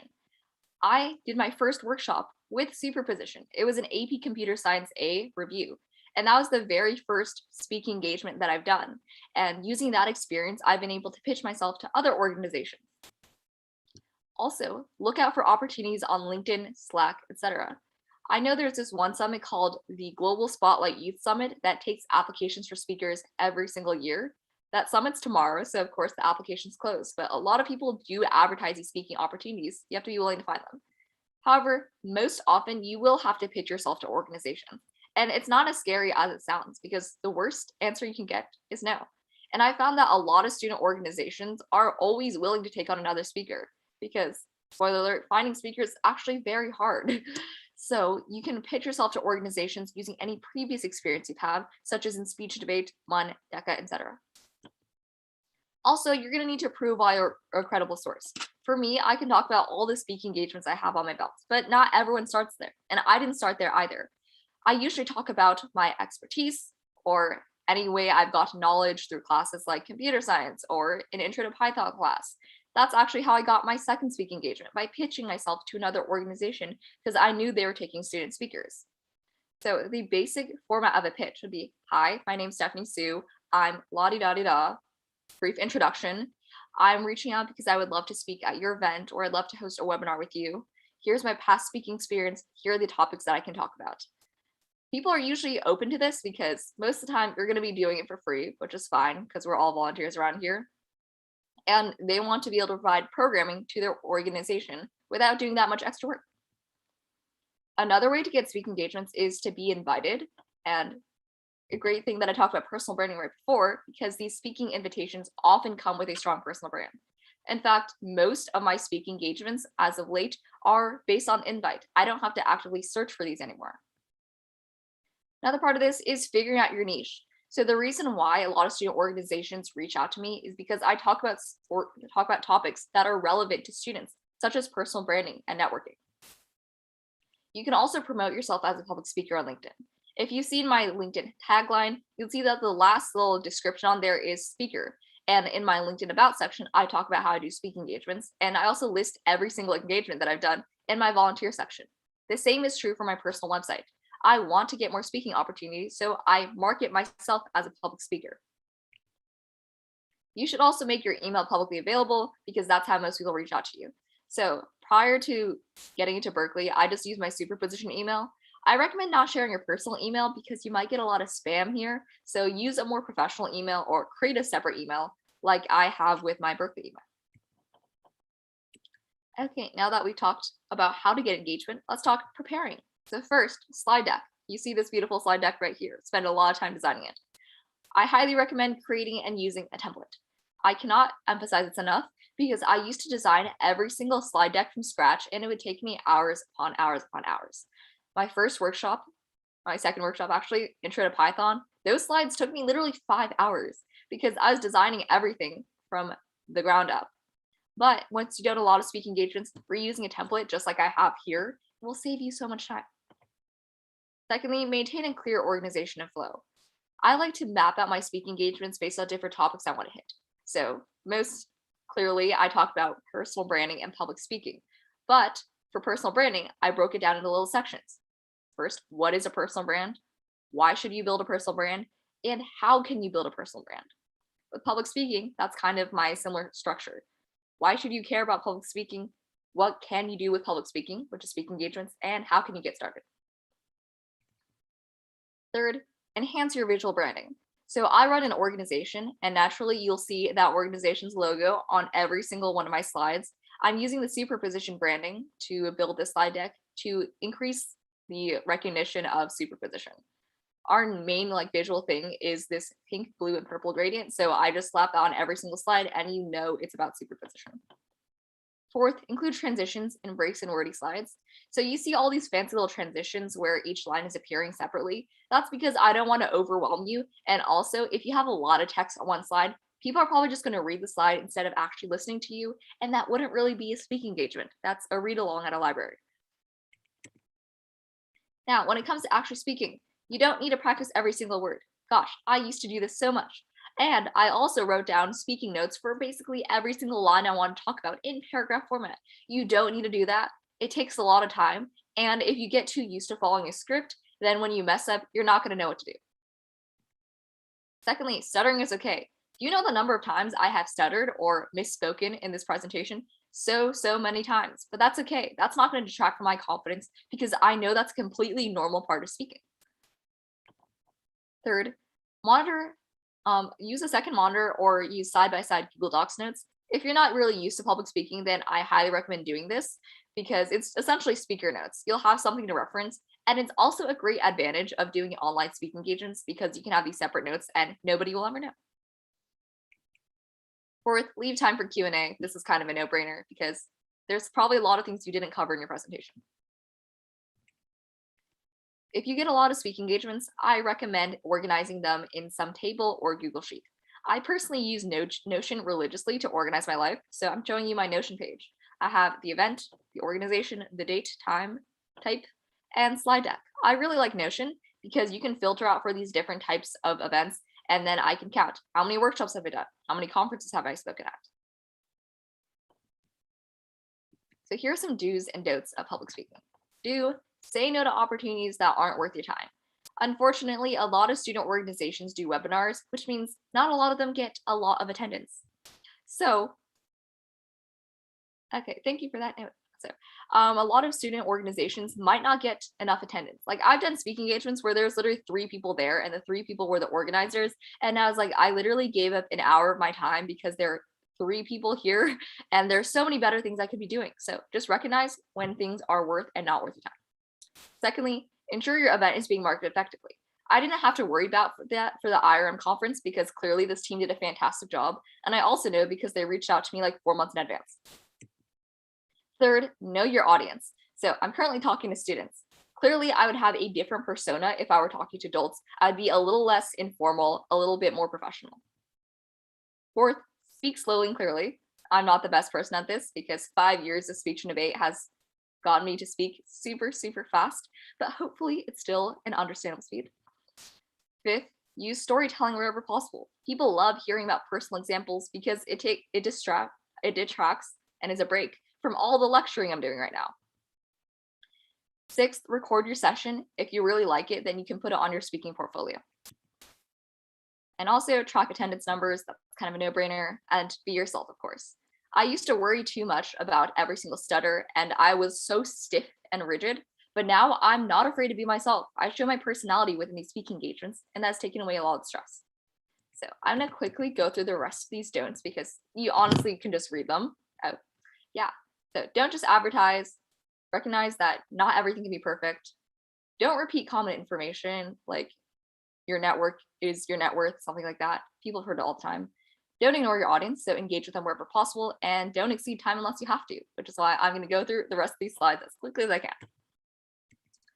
So value your time. Don't take speaking engagements that you don't have the time for or are not going to get a lot of attendance. You can share your slide decks and recordings if you'd like. I don't usually do this because I don't want anybody else potentially copying my slide decks. Third, answer questions during the workshop. You want to increase engagement. Fourth, remember, you can edit your recordings. Like if you say something that's really awkward or embarrassing, you don't need to leave that on the internet. You can edit it out. And I actually do this a lot because I'm not the most fluent speaker on my first try, and that's totally okay. Fifth, remember, how you say is more important than what you say. I've had a lot of awkward sentences within this presentation, but overall I'm keeping a confident demeanor, and hopefully that's a part of this that you actually remember. Okay, awesome. So we've gotten through this last few slides. Now I really want to open up the floor to Q&A to see if there's any topics I missed. So if you're watching from the Zoom call or the live stream, please ask any of your questions and I'll be happy to answer.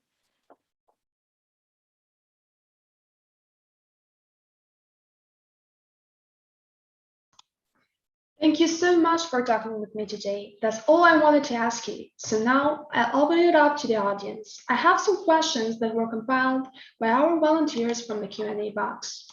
So the first one is, what does soft skills mean? Soft skills are general, like character-based skills that are applicable to any job, such as communication, leadership, delegating tasks, something like that. It's in contrast to hard skill, which could be Python, Java, technical skills that can be used for a job. I think I can also go through the rest of the questions myself so that it's a little bit faster. Okay, sure. So, when and why did you start building your own personal brand? Honestly, I started building my brand for fun because I was writing a couple of LinkedIn posts and I really enjoyed it. I loved having a platform to share more insightful thoughts that I don't usually talk about with my friends. So I started last year, but I didn't take it very seriously until February of this year because senior year, second semester, I had a lot of time on my hands and really wanted to get my name out there because I know I'm going to start recruiting for internships. What's your favorite outcome of building your own personal brand? Honestly, being able to help so many people with my experiences. I love sharing my thoughts with other people. I love giving advice. That's exactly why I do so many workshops just like this. But the more cooler ones were the connections I've been able to make, like the CEO of LinkedIn and that TikToker with 4 million followers. Do you have advice for coffee chats? Yes, please come prepared. Oh gosh, I have had coffee chats with people and they had no questions for me. So then I started having to look them up on LinkedIn and asking them questions. And I was like, this wasn't supposed to happen here. So do your research on the person's background, read their personal website or social media, and prepare 5 to 10 questions so you know you have something to talk about. When did you start using LinkedIn and how old were you? I created an account at 15 and I did basically nothing with it until like 16 and a half. As director of superposition, what's some advice you have for leading a team, especially when planning a large event? Make sure everybody is aligned. There are so many moving parts, especially when it comes to a large event, just like this conference. So at the beginning of every month, I wrote this at a glance / outline document where I talked about every single committee and what I wanted each committee to accomplish within that month. So I talked about hacker experience. I was like, I want you to have all the swag ready by this date and all that. I didn't police how each team did their work. I was like, here's the goal I want you to get. Any way you want to do it, the best way for you, please just get there. Do you have any tips for networking, increasing response rate on LinkedIn? Personalization is always key. People are really busy. They can't reply to every message. But if they see that somebody spent so much time writing them a message and they really understand that person or they understand that person's LinkedIn, then they're a lot more inclined to respond. So again, send these personalized invite requests and talk about niche things that most people might not discuss. Like sometimes in the about section, people will talk about hobbies they have. I think it's really important, well, not important, but a really great tool to use those hobbies because yeah, a lot of people work in the same roles. A lot of people are software engineers, but do a lot of people also like art or hiking? No, that's a great way to increase connections with others. When in the timeline did you start building personal brand? Would you recommend building one? When would you recommend? Honestly, as early as you can, but if you don't know what you want to build a personal brand for, then maybe you can wait maybe a couple weeks or a couple months and just observe other people. I really started building my brand in February and it took off in April 2020 or 2021 because my Ivy League rejection post blew up. I would recommend building one when you figure out your purpose for it. Like I want to recruit for internships and that's one reason why I want to build my personal brand. Like your speech a lot. Where do you get your speech training? 5 years of speech and debate. That's exactly where. Do you offer a speech class? Unfortunately not. I was going to lead a debate class for like 6th through 9th graders. I didn't end up having the time for it, but if you want more public speaking tips, you can just totally reach out to me. Also, if you want me to watch a recording of something that you're talking about, then I'd be happy to do that. Public speaking was actually one of my biggest fears, and it's still one of the things I'm most insecure about because, again, I'm not the most fluent person out there, even after 5 years of speech and debate. So always happy to help anybody. What do you use to stay organized? Notion. In a nutshell, I use Notion for everything I do in my life. I even have a Notion page for me and my roommate so we can organize our packing list. I also use Notion to organize my applications, my closet, literally anything. Okay, so I'm going to quickly look at the live stream to see if we have any questions from there. So when do you start creating LinkedIn? How old are you? Okay, already answered that one. Yeah. Oh, awesome. Okay, I think I've gotten through all the questions. Sorry if that was super speedy, but if you want to contact me afterwards, my email is stephsue@berkeley.edu. I can answer anything and more detail over there. That's all we have time for today. Thank you so much to Stephanie Sue for providing us with all this insightful information. It truly was inspiring. If you look at our screen right now, the information to enter into our raffle will be postponed during the break. Make sure you do that in order to win a free pair of JBL headphones. And again, thank you very much for today. We really hope that you will be joining the next seminar with amazing Naomi Porter starting from 2 p.m. Eastern or 11 a.m. Pacific time. Be sure to stick around that. Thank you all for coming today, and we really hope we have a wonderful rest of your day. Thank you.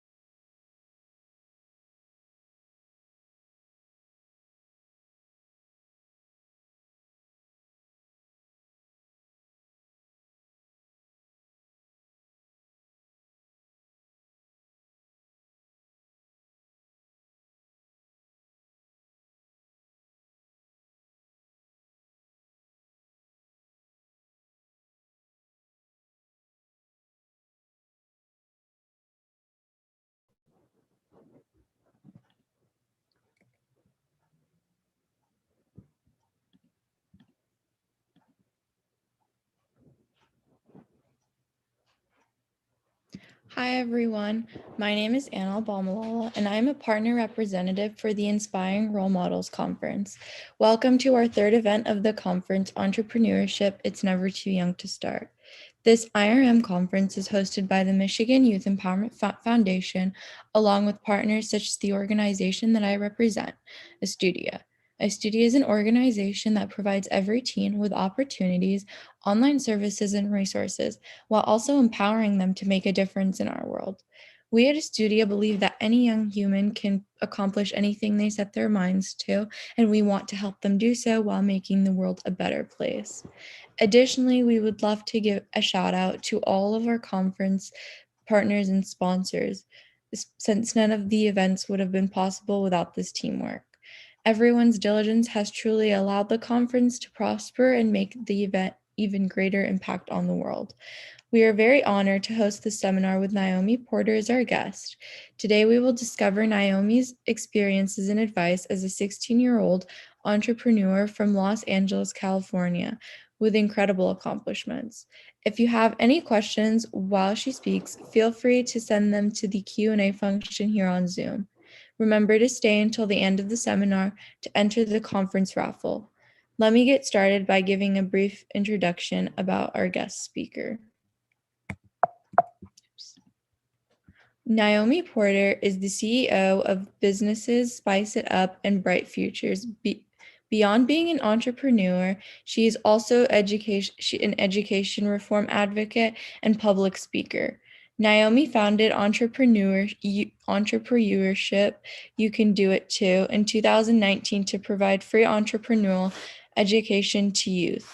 Her organization has served over 1,000 youth through the 35 and more workshops that equip youth with entrepreneurial mindsets.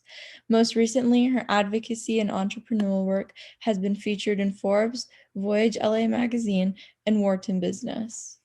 And with that, it is my honor to welcome Naomi Porter. So hello, everyone. I'm going to really quickly share my screen and get us going. So with that, my name is Naomi Porter, and I am a 16-year-old serial entrepreneur, kind of as Anne mentioned. And so let me really quickly share my screen. Sorry, there's a lot of things happening in my household right now. So I apologize for walking around very unprofessional, but had to quickly unlock the door. So we're going to be talking a little bit today about taking your impact to the next level and entrepreneurship, how it is never too late to start.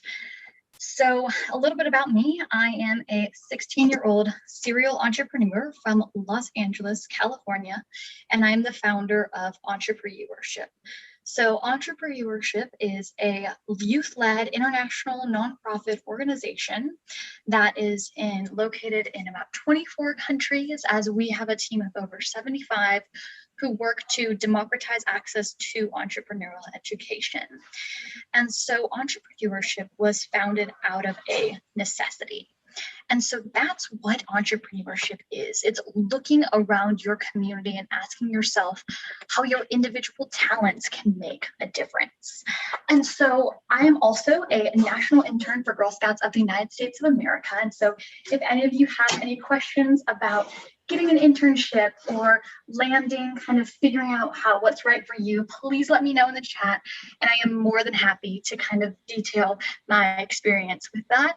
And lastly, as Anne mentioned, I am an education reform advocate because I believe that our education system needs changing. And I haven't learned in the time that I have been here, I haven't learned things that I'm going to actually use in my life. And that is something that is so key to me, is like education and our school system should be teaching you things that you're going to use in your daily life. And that, simply put, is not what my experience has been. I want to learn about getting internships, financial literacy, vocational trade school, because not everyone is going to go to college. And that's something that we just need to say in our society. And so that's why I believe that our education system needs changing. And so let's just dive into this a little bit more about entrepreneurship. So entrepreneurship is the process of designing, launching, and running a business or a social movement. And so entrepreneurs, they can develop products, services, or social movements. It can really go any way, and there is no box, there is no category of right or wrong entrepreneurship. It's the act of creating something when there once was nothing. You don't need venture capital. You don't need an MBA. You don't even have to major in business, finance, economics to be an entrepreneur. It's never too late to start. And that's the title of this talk, because truly everyone here has the power to create change on a macro and micro level. Just as simple as volunteering, or as going to a rally, reading, educating yourself. Just showing up today shows that you are ready to take your journey to the next level. But let's actually talk about this term. This term is coined as an entrepreneurial mindset. And it's definitely a term that has been thrown around for years, but I've kind of narrowed it down to three main things. And it's something that all entrepreneurs have or will develop. So the three things are taking initiative, opportunity seeking, and flexible thinking. So being a go-getter and claiming the power to take ownership of a project is what initiative means. It means instead of asking yourself, oh my goodness, I wish this could be different in our world, or if only this could be better, well, you say, well, why not me, and why not now? And that is something that is so key with entrepreneurship, because it's not just calling out these problems, but it's actually solving them. Next is opportunity seeking. Again, seeing these problems in the world as opportunities to create solutions. How do you use your individual gifts and talents to make change? And again, you don't have to create your own organization or your own project. Joining existing ones shows you have this mindset of, I want to adapt and I want to make change. Lastly is flexible thinking. As we've seen with this pandemic, brick and mortar businesses, right, have now transferred to be online. That's just one scope of what it takes to be an entrepreneur. You have to continue to adapt your business plan, your idea, even your organization's mission to meet the current needs of our society. For example, for me with entrepreneurship, we mostly did in-person events, but now we're transitioning to online events. And with entrepreneurship, we mostly did startup funding competitions again, but now we're transitioning to online. I mostly had a team of people who were on, I knew were face-to-face, and now we have an international team of 75, some of which I've never met, only virtually. And so again, it's continuing to adapt to meet current and future challenges. So getting started, so let's just talk about entrepreneurship and kind of figuring out what business is right for you and developing your idea. So here are 5 questions that I constantly am continuing to ask myself, because serial entrepreneurs are always willing to create new businesses. It's not like one and done, okay, this is my life, I'm done with it. It's, well, how do I keep meeting the current needs of society? So here are a couple questions. I'll go over them pretty briefly. Is there a product that could improve efficiency? Or is there a current product that might need a more environmentally friendly design? Is there a universal problem that you could solve with a new product, right? So for the first one, it's not always about reinventing the wheel, right? Because you as an entrepreneur, you don't have to be the next Steve Jobs. You don't need to be the next Bill Gates or Melinda Gates. You just need to take your passions to make that social change. And so next, can you just simply provide a different product or a more affordable option? Because again, you can look at products in the world and you can figure out how to make them cheaper, how to make them different. And so, for example, for me with entrepreneurship, with Bright Futures, take Bright Futures, for example, I created a tutoring business. That is not a new idea. Trust me, I am not crediting myself with coming up with an idea of a tutoring business. In fact, it's quite the opposite. I took existing business models and I made them my own. So entrepreneurship, it isn't about readapting, or it isn't about kind of just making something brand new. It's about kind of reinventing the wheel, but adding your own spin on it. So could you just make it more affordable? That was me with Bright Futures. I just made my tutoring more affordable than the services in my area.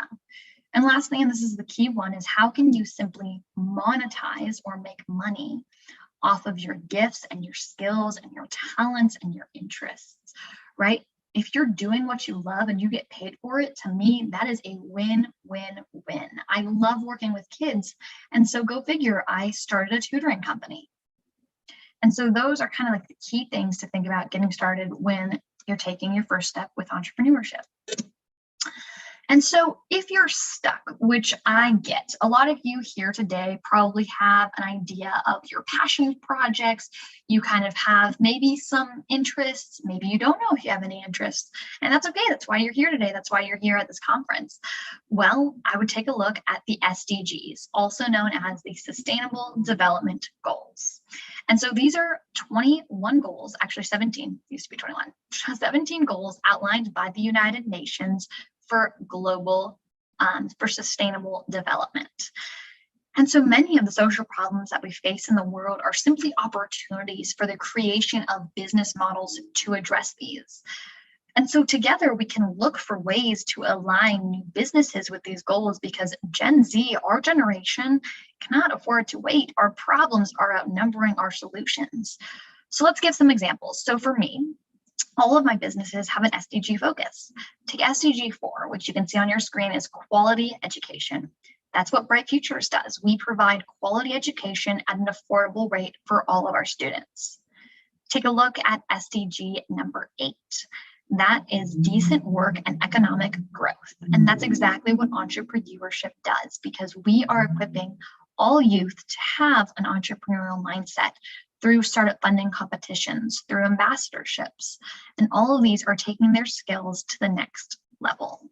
And lastly, the more typical sustainable development goals, if you take a look at SDG 12, which is responsible consumption and production, that is Spice It Up, which sells affordable and portable spice kits marketed to travelers and bloggers as they continue to travel with spices, but affordably and responsibly, right? Because I noticed a need in my community is that every time I went traveling, I wanted to have spices, but simply put, it was not affordable, all the alternatives, nor was it responsible to take thousands of plastic bags or bulky spice containers. And so I actually wanted to do something about it.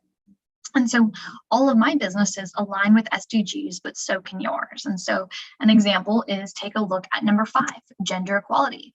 Are you passionate about gender equality specifically for women? And so women in certain areas, maybe you start period poverty things, or you make an all-girl-led organization to give leadership to young women. Take a look at number 6, clean water and sanitation. Do you have the skills to make new technologies to reduce gray water or things like that? All of these are just some ideas that come off the top of my brain, but there are so many others that can align with the SDGs. And these are a great framework to look at. And so if you're ever feeling stuck or you don't know what your business or your mission for your organization is, take a look at these SDGs and look at the United Nations website, because oftentimes people do these passion projects and it's so easy to do it similarly or just put your own spin on it. And so let's talk about pitching your idea. Again, in this kind of talk today, we're going to be going over really different varieties of what it looks like as entrepreneurship, because everyone's at a different location. And so in this presentation, I kind of wanted to have something for everyone. And so if you don't have your idea, that's what the last part was about. But if you do have your idea, that's exactly what this is for. So if you're pitching your idea, let's say, here are some things that I think are best. So I recently won, well, not recently, when I was in 6th grade. So I am now in 11th grade, but when I was in 6th grade, so 5 years ago, I won a startup funding competition. And so here's some things that I did that really helped me. The first was getting feedback from family members. This was huge. Not just, oh, you're Naomi Porter, you're my daughter, but really I see you as someone who I might buy a business from or who I might buy a product from. Be concise and direct. Nobody wants a 10-minute pitch. People want a 1-minute pitch, also known as an elevator pitch, right? And so, oops, sorry about that, friends. So an elevator pitch is just the who, what, when, where, and why of your business, right? The who are you? What are you selling? What is your goal? How much are you charging? That's it. And it's called an elevator pitch because let's say you see the CEO of Google and you're both in an elevator, you only have 1 minute of that person's time. So you want to be concise about why they should hire you, why they should market to you, why they should buy from you. So it's basically the why. Well, why is your business necessary? Why, Naomi Porter, did you need a tutoring business, right? Why didn't you just go paper overpriced things? Because I'm solving a problem. How does it benefit others? Well, spice it up. It benefits travelers who are looking for affordable accommodations. Bright futures, make sure that it's affordable for people and you're not paying like $85 to teach your children how to spell when 16-year-olds and youth can do the same for a much less price. And then I think this is one that you don't hear a lot, but it's to be honest about your progress, because if you're pitching specifically to investors, they need to know what they're getting into. You don't pretend that you have it all together, because I'm going to be honest, friends, I don't have it all together. I will never have it all together. As long as I'm in business, I'm never going to be perfect. But if I'm going to go into business with someone, they need to know where I am with my progress. So for example, I'm currently in the process of, for entrepreneurship, of getting nonprofit status. And I'm not gonna lie, it's a hard road and there's a lot of paperwork, but I'm not gonna tell someone we are an official nonprofit with 501c3 status, because that's not true. Right. And so kind of being honest about what stage of development you're in. If you have prototypes, bring it, because people want to see that you're honest and that you have integrity, because then they're more likely to invest in you and knowing that you're a trustworthy person and that this is the business or the movement that they want to invest in. So let's just talk very briefly about marketing and networking. I know you were just with Stephanie Sue, and she's phenomenal. She's a good friend of mine, and she's phenomenal. And so she was talking a lot about, I think, networking and things like that. And so definitely use LinkedIn, would reiterate that point. I caught the last part of that. But in terms of marketing your business, I would say develop an advertising plan, right? Figure out what makes your business stand out. Find your edge, right? What is your wow factor that people go, that is so different than any business I've ever heard of, right? And then I kind of have this fun little quote. It could definitely be, you can't see my bedroom, but it could be a quote that could be on the back of my, bulletin board of inspiring quotes, but it's one that I actually made up, which is, when things aren't going right, go left. And so when things are going right, when things aren't going correctly, when everything seems like it's falling apart, go left. Do something different. Don't just sit around and hope that the market's going to change, or hope that all of a sudden you're going to be a millionaire, because that's not going to happen unless you work hard. And so for me, for Spice It Up, I was in business for about 2 years, and then sales, simply put, they fell flat. They did not exist at all.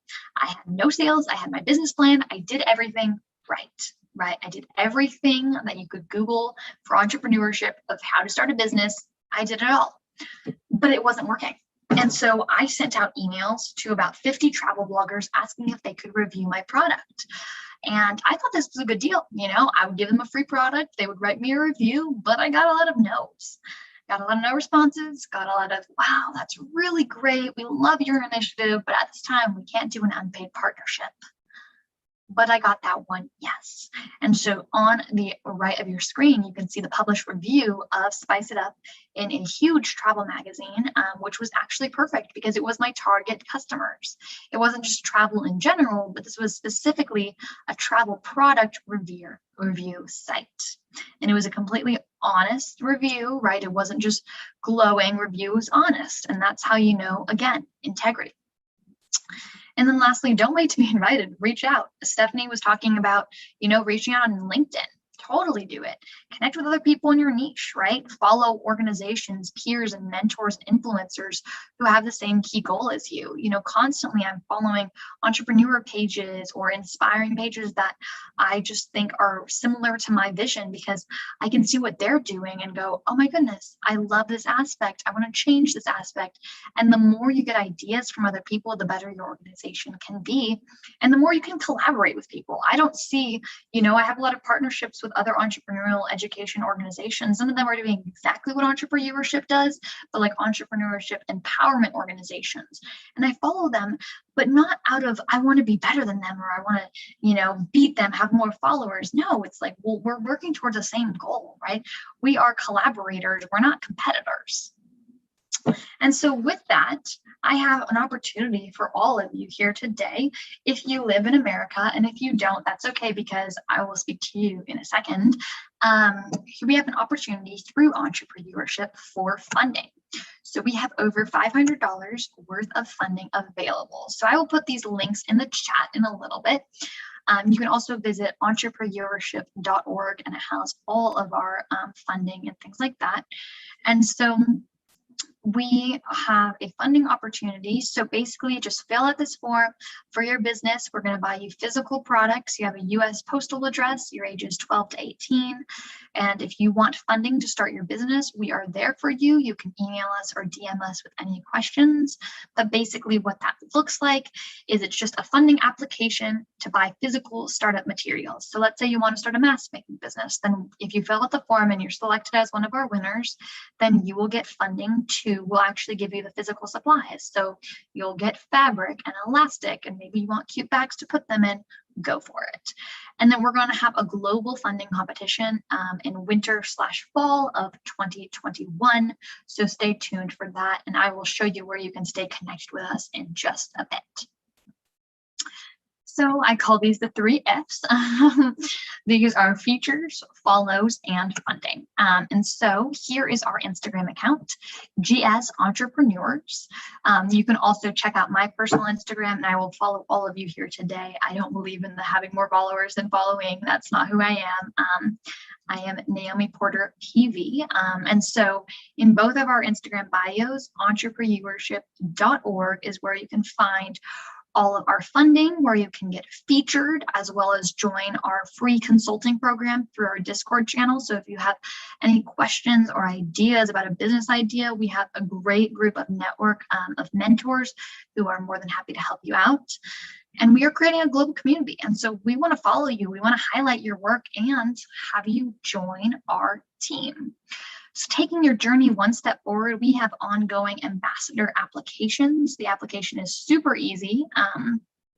It is a very flexible time commitment, and you are part of an international youth organization with lots of media opportunities. There are monthly prize competitions. And so all of this, again, is in entrepreneurship at GS Entrepreneurs Instagram bio, as well as my own. And so we have an international team, so from 24 countries, about 75 people, and we continue to, as an ambassador, you would make presentations similar to the one that I gave today to local areas and teach about entrepreneurship. You don't have to have any idea of public speaking. We're going to teach you everything that you need to know about that, and we'll give you the materials and a toolkit, and it's a great network of people, and it really feels like a great community of people who are supporting you in your journey, and we would love to have you and feature you and have you part of our team. And so with that, I'm going to close this out today with a little bit more, and then we'll have a Q&A in a bit. My last piece of advice is just get started today, because entrepreneurship, it looks so different for everyone. There's no clear road, there's no clear path, so you have to make your own way. This has never been done before. Entrepreneurship is such a new idea. There's not one way to do it. There's no right or wrong way. And do something that matters to you. You're going to hear it 1,000 times, and I'll reiterate it. Do something you care about. I care about entrepreneurship.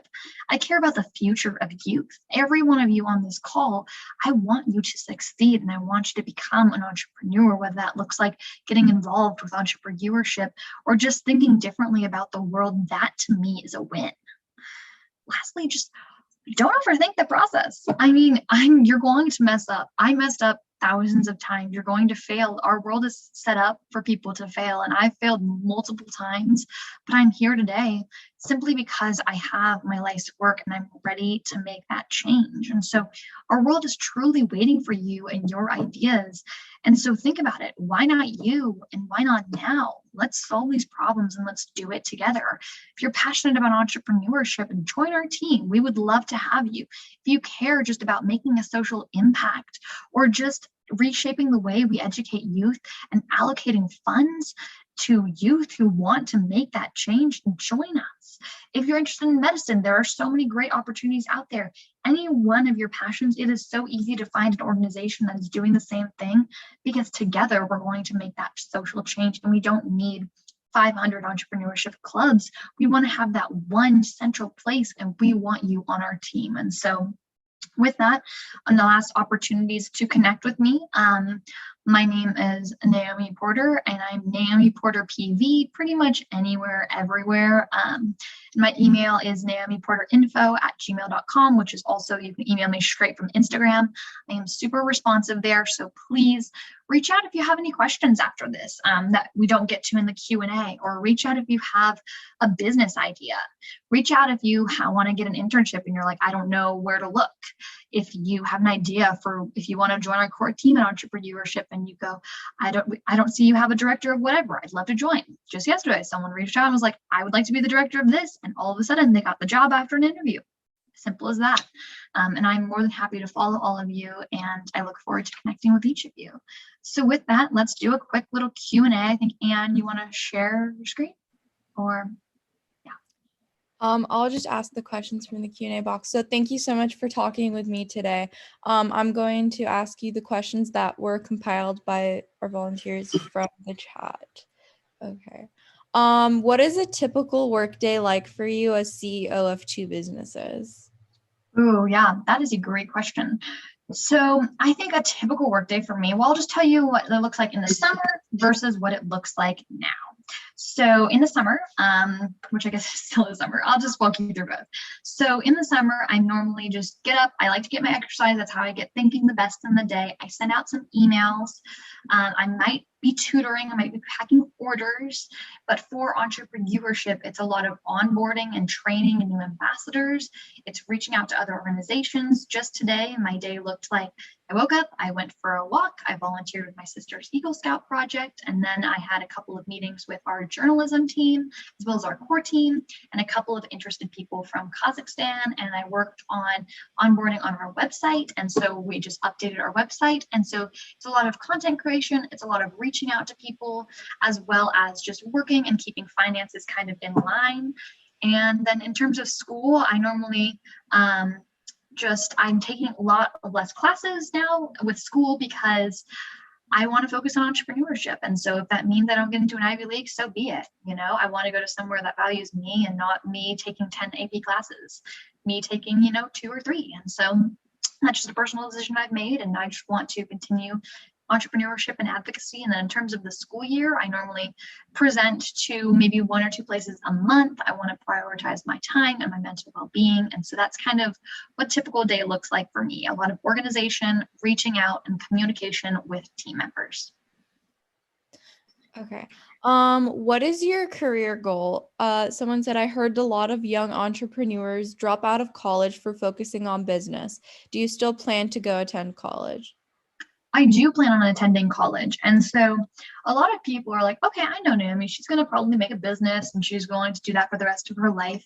But I actually have a lot of ideas of what I want to do. As of right now, I'm considering being a speech therapist. And so majoring in communicative disorders, as well as business. And so, but I don't know where my life's going to take me. And that's what entrepreneurship is. I don't think I would drop out of college just because I do want to get that degree, just because it's good to have something to fall back on in case the market dries up.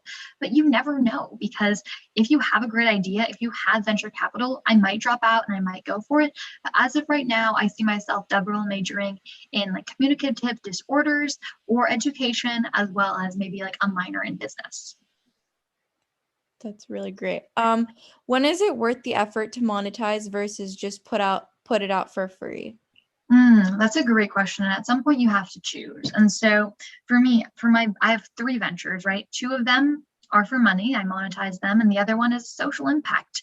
So I think that you have to have, I think you probably have all heard like things, you have to have like 5 things in your life. You have to have like a hobby, something that makes you money, something that you do for fun, something to get you exercise, and something to calm your brain. And so I have all of those things, but I think when it's more of a social impact, it's not good to monetize that because people don't necessarily want to pay like a lot of money to you to do something social impact level. And so that's kind of my biggest piece of advice, I guess, is if you're doing something more social impact related, like women empowerment or clean water, don't necessarily monetize it because we need those things in the world. We really do.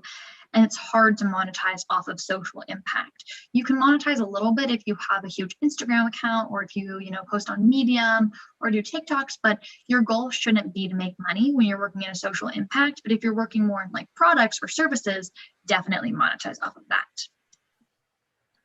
Okay. What do you do as an intern for Girl Scouts? Yeah, that's a great question. And so alongside a team of about 25 interns, we work to create content. We were going to plan an original, a 2020 convention back when that was a thing, friends. We were going to be doing a convention in Los Angeles, actually in Orlando.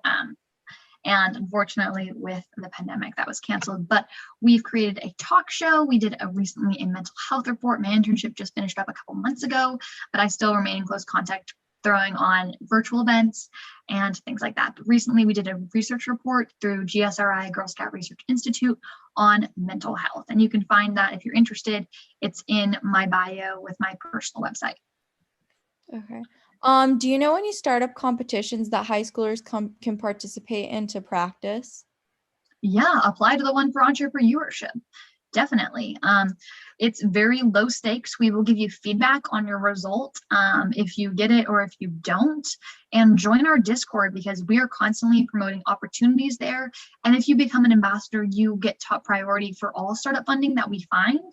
And so those are good ways to practice. And I put the link in the chat for entrepreneurship, and you can just click on that and you can check out more about us. And I'll actually put in the chat as well the document to become an ambassador. And so you get prime time, you get first access to everything, whether it be startup funding competitions or as well as media opportunities. If we're ever going to be featured in major medias, you will be the first to know. Are gap year students eligible to join your team? Yes, absolutely. Just mark that in the university section. We take everyone and we are more than happy. That's actually perfect. And if you have any passions or interests, be sure to mention them there. And we'd love to have you on the core team as well. We are super flexible. We are a youth-led organization. And so we pride ourselves in doing everything youth-led. And so we'd love to have you on the team. That's a great question. Okay. What is the toughest part of starting a business? The hardest part for me was my age, because so often you see these multimillionaires, they start when they're like 20 and 23. And here I was 11 years old, and you don't often see 11-year-olds starting businesses. And so a lot of times people didn't take me seriously. I had an idea and people went, wait a minute, you're 13. How do you do this? Like, are you crazy? And sometimes my answer was, yes, I am crazy, right? But of course I'm not. But my age was definitely something that used to work against me, but now it works for me, because it's fascinating, because there are so many other people out there who have started businesses, and together we created this network through entrepreneurship. And so I found out that actually starting young has helped me to launch my organization and to continue working and to provide experiences to all of you here today, showing that it's never too young to start. Because I was 11, but you can be 16, you can be 12, you can be 21. It's never too late to become an entrepreneur. And that's what entrepreneurship and our organization is all about. How do you find a balance between work and school and relaxing? And what do you do to avoid burnout? That's a loaded question, friend. But I'd say the biggest thing is scheduled break times. And so what I call sabbaticals. So I am religious, so that actually means things to me and my Presbyterian faith. But taking a sabbatical kind of means just like pressing pause on everything business related. And so I kind of have it bookmarked out for the summer after senior year, which I know is a while from now, but I'm just going to take a month to do absolutely nothing. And so that kind of motivates me to go, okay, I'm almost there, But in terms of like day-to-day life, kind of a typical day in my life, I'll go over that, because that was kind of a question, but I've actually kind of formulated a better response, so I'll go with that. So normally I go on a walk in the morning, and then I work on school things, work on entrepreneurship things, then I go to the gym. And on the gym, normally when I'm running on the treadmill, I'm also answering questions. And so like I'm responding to DMs and sending emails, welcome to our ambassador team. And so all of those things, so that way I can multitask, so I can get home, take a shower, and then go watch Netflix, go watch Outer Banks. Would recommend. Season 2 was amazing, friends. But with that, you have to schedule out time for yourself so you don't get burnt out.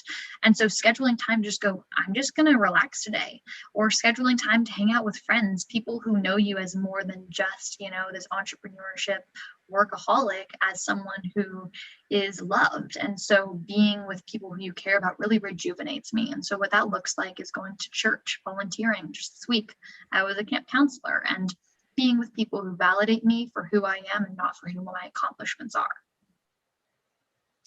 Okay. How do you handle school and business both and balance it in a good way? I think it's the right balance. For me, it looks different for everyone. Everyone's kind of stress levels / what they can handle looks so different. And so for me, a lot of my peers are taking 4 or 5 AP classes next year, and I'm only taking 2. And that's simply because I want to prioritize my mental well-being, but I also want to really take entrepreneurship to the next level. And so I'm going to be getting out of school at 12 o'clock every day, so that way I can finish my homework by like 2 and then work hard on entrepreneurship. And so for me, it's taking a step back and realizing, okay, I don't have to be this perfect student who takes all of these classes, gets perfect grades, and does extracurriculars, and does a sport, and, because at some point I just need to be me and do what gives me joy and do what brings me life. And presenting here today, that brings me so much joy, and I had to schedule time out to do that. But I know that about myself. And so if I keep an ordered calendar, like I'm doing this then, I'm hanging out with friends on this day, then it seems a lot more manageable. So definitely getting a good tracking app is something I love. I love just like the calendar, honestly, in Apple. So like for me, I have an Apple Watch, so that way every day I can go, okay, I'm doing a presentation at this time, then I'm hopping on a call, and then I'm doing this, and I can just see it all on my watch. So that way I can have everything programmed there, and I can kind of visualize my day every day. Okay. And this is the last question we have time for. So someone said, I'm always interested in business and participated in some pitch competitions to figure out my niche, but still have not been able to do that. Any tips you have? Yeah. So if you get rejected, I guess, from pitch competitions, ask for feedback, because so often you get rejected, but you don't know why. And that stinks. Trust me, I've been there. I've been rejected so many times. It's insane. I could, make some money off of the amount of times I've been rejected, like those TikTok trends. But really, when you get rejected, ask why. Well, what would I have changed? What could I have done better? Because when you ask why, you really get into the root of what you could do differently. And then that way you can change it for next time, right? So for example, last time I applied to this pitch competition, they said, well, we'd like to hear stories about winners of your startup funding competitions. And so I went, oh shoot, I didn't even mention any of that. So that way the next time I applied, I attached a video of all the winners, right? So just asking for feedback. But if you keep getting rejected from something, then know that that might not be the right thing for you. And so just try again, apply to the one with us, DM us, join our Discord channel, because sometimes the best ideas are kind of right in front of your nose. And so definitely, and you can see in our Discord channel, we have, it's in the link in our bio, we have a thing called pitch ideas, like business ideas. So pitch your business idea and get real feedback in real time from people who have experience, because maybe they will see something that you might have not seen before, right? And so they might go, oh, you should add this, or I don't like this part of your business plan. And then you get that real raw feedback from people you don't know, which is actually the most beneficial, because that way they know they won't hurt your feelings because they don't know you, but you get the best feedback that way. And that's kind of how our consulting program is so effective. Okay. Someone wants to know, how do your friends think of you? That's a good question. So it's taken me a long time, I guess, to get friends who don't see me as just this entrepreneur, and who kind of see me as someone, how do I phrase this the best way? I guess who don't care, for lack of a better word. They don't care about all the things that I do. They care about who I am, and it doesn't hold them back from hanging out with me or for thinking that I'm crazy. But I'm being honest with all you friends here today. Freshman year was hard for me because I went in and everyone kind of thought I was weird for doing entrepreneurship, and everyone kind of thought I was different. I definitely wasn't doing something typical. I'm not athletic at all, and I'm not a math genius, so I didn't really fit in anywhere. But finally, I met these people and they didn't really care about that. They didn't care about that I was, in these magazines or did this work. And they applauded me for doing so. And I felt valued. I met people who said, oh my gosh, that's amazing. I love what you do. But not in a way of, oh, I'm going to compete with you, or now I'm not going to get into college or anything like that, but who really are proud of me for who I am. And so now the friend group that I have, they applaud me, they say, go for it, go for your dreams, post about yourself on social media, don't care about what other people think. And that gives me the confidence to be authentic and to be real about where I am in life and without fear of judgment. And lastly, I joined this organization called the Conversationalist. And if you're not a part of their organization, definitely would recommend. And they're all about empowering youth to actually be authentic and be vulnerable about where you're at. And I think I'm going to take that into my junior year of high school and know that not everyone's going to like me.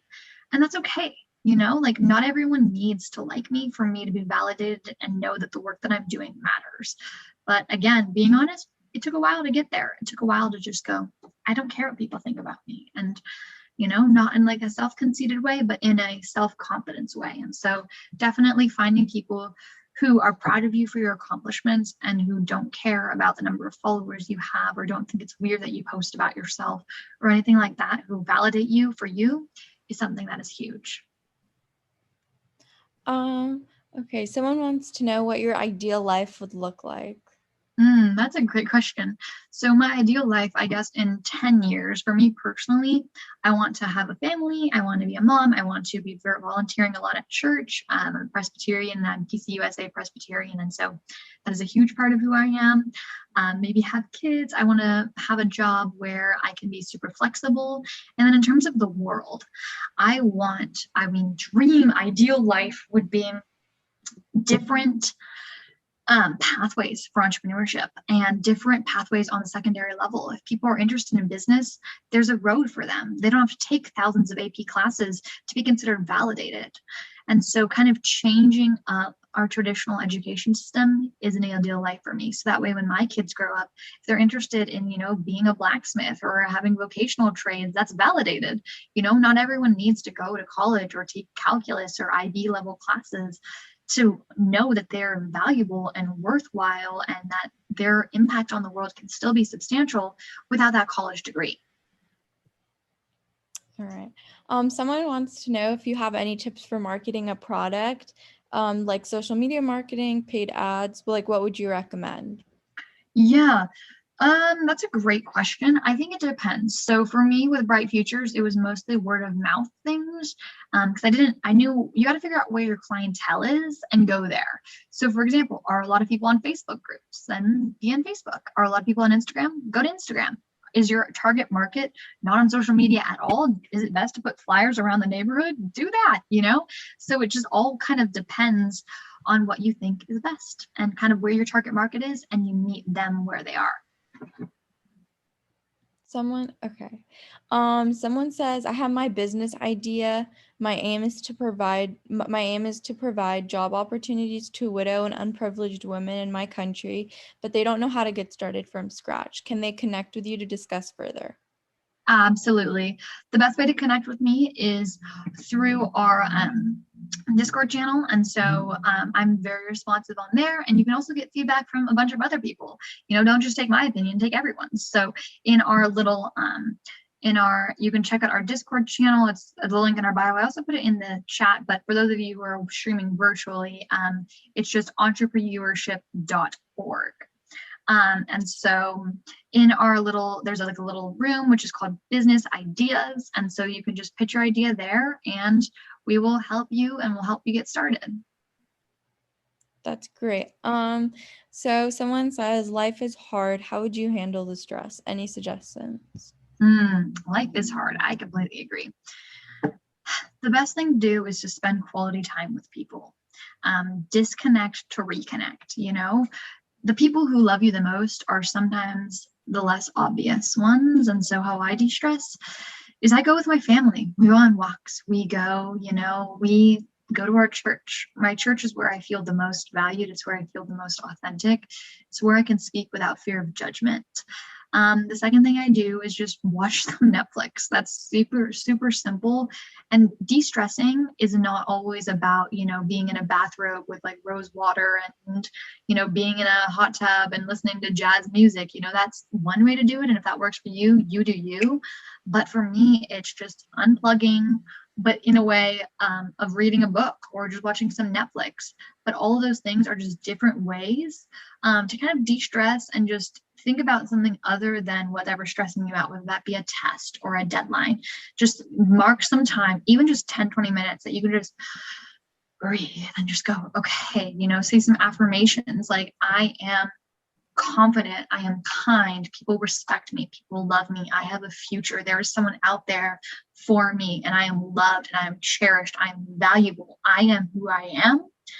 And just repeat those, and kind of those affirmations is something that really helps me, especially with my self-confidence of like knowing that there are people out there who validate me. There are people who think what I'm doing is great. And just because there's some haters on social media doesn't mean that there aren't people out there who want to essentially be my friend. And so go to the places where you feel valued, choose the people that choose you, and just take some time to disconnect to reconnect. Okay, so those are all the questions we have time for today. And we already answered all of them. So thank you so much to Naomi for providing us with such insightful knowledge. It was really inspiring. If you look at my screen right now, which I will share in 1 second. Sorry, it's really, okay. Let me. There is a QR code to enter a raffle, so make sure to enter in order to receive a chance winning brand new JBL Tune headphones.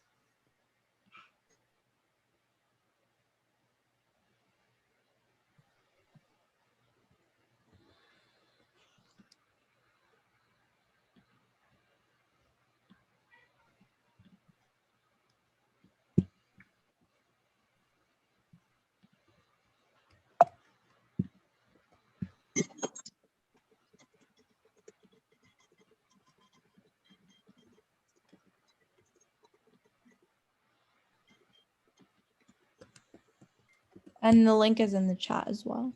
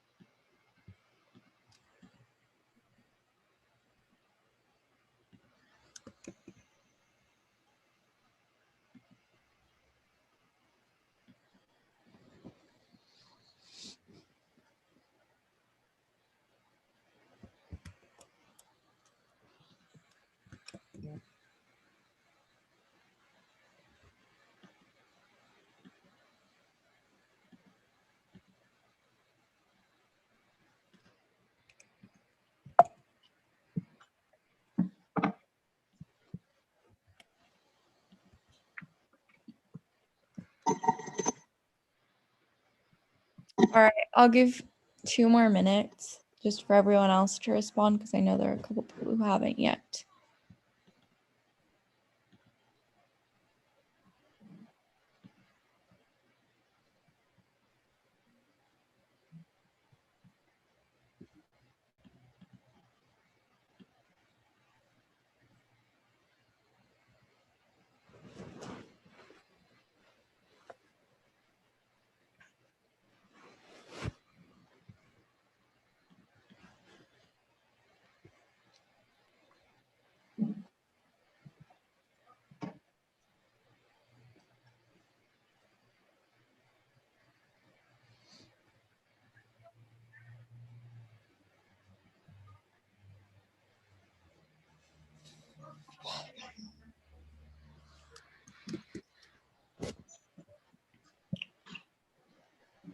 All right.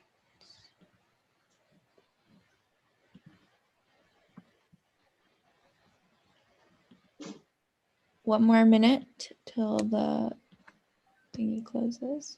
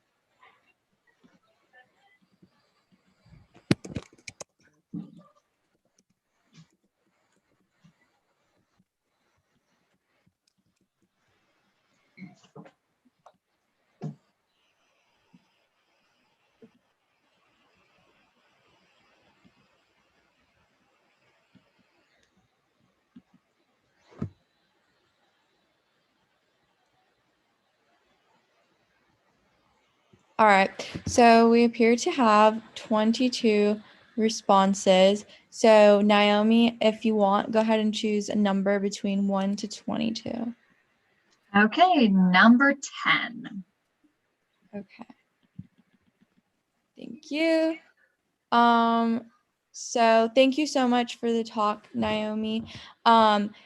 So now our next seminar will be Liberation and Technology, featuring guest speaker Army Armstead, which will be starting promptly at 3 p.m. Eastern time. So please stay on the Zoom during our 10-minute break. Thank you all for coming today, and we hope you have a wonderful rest of your day.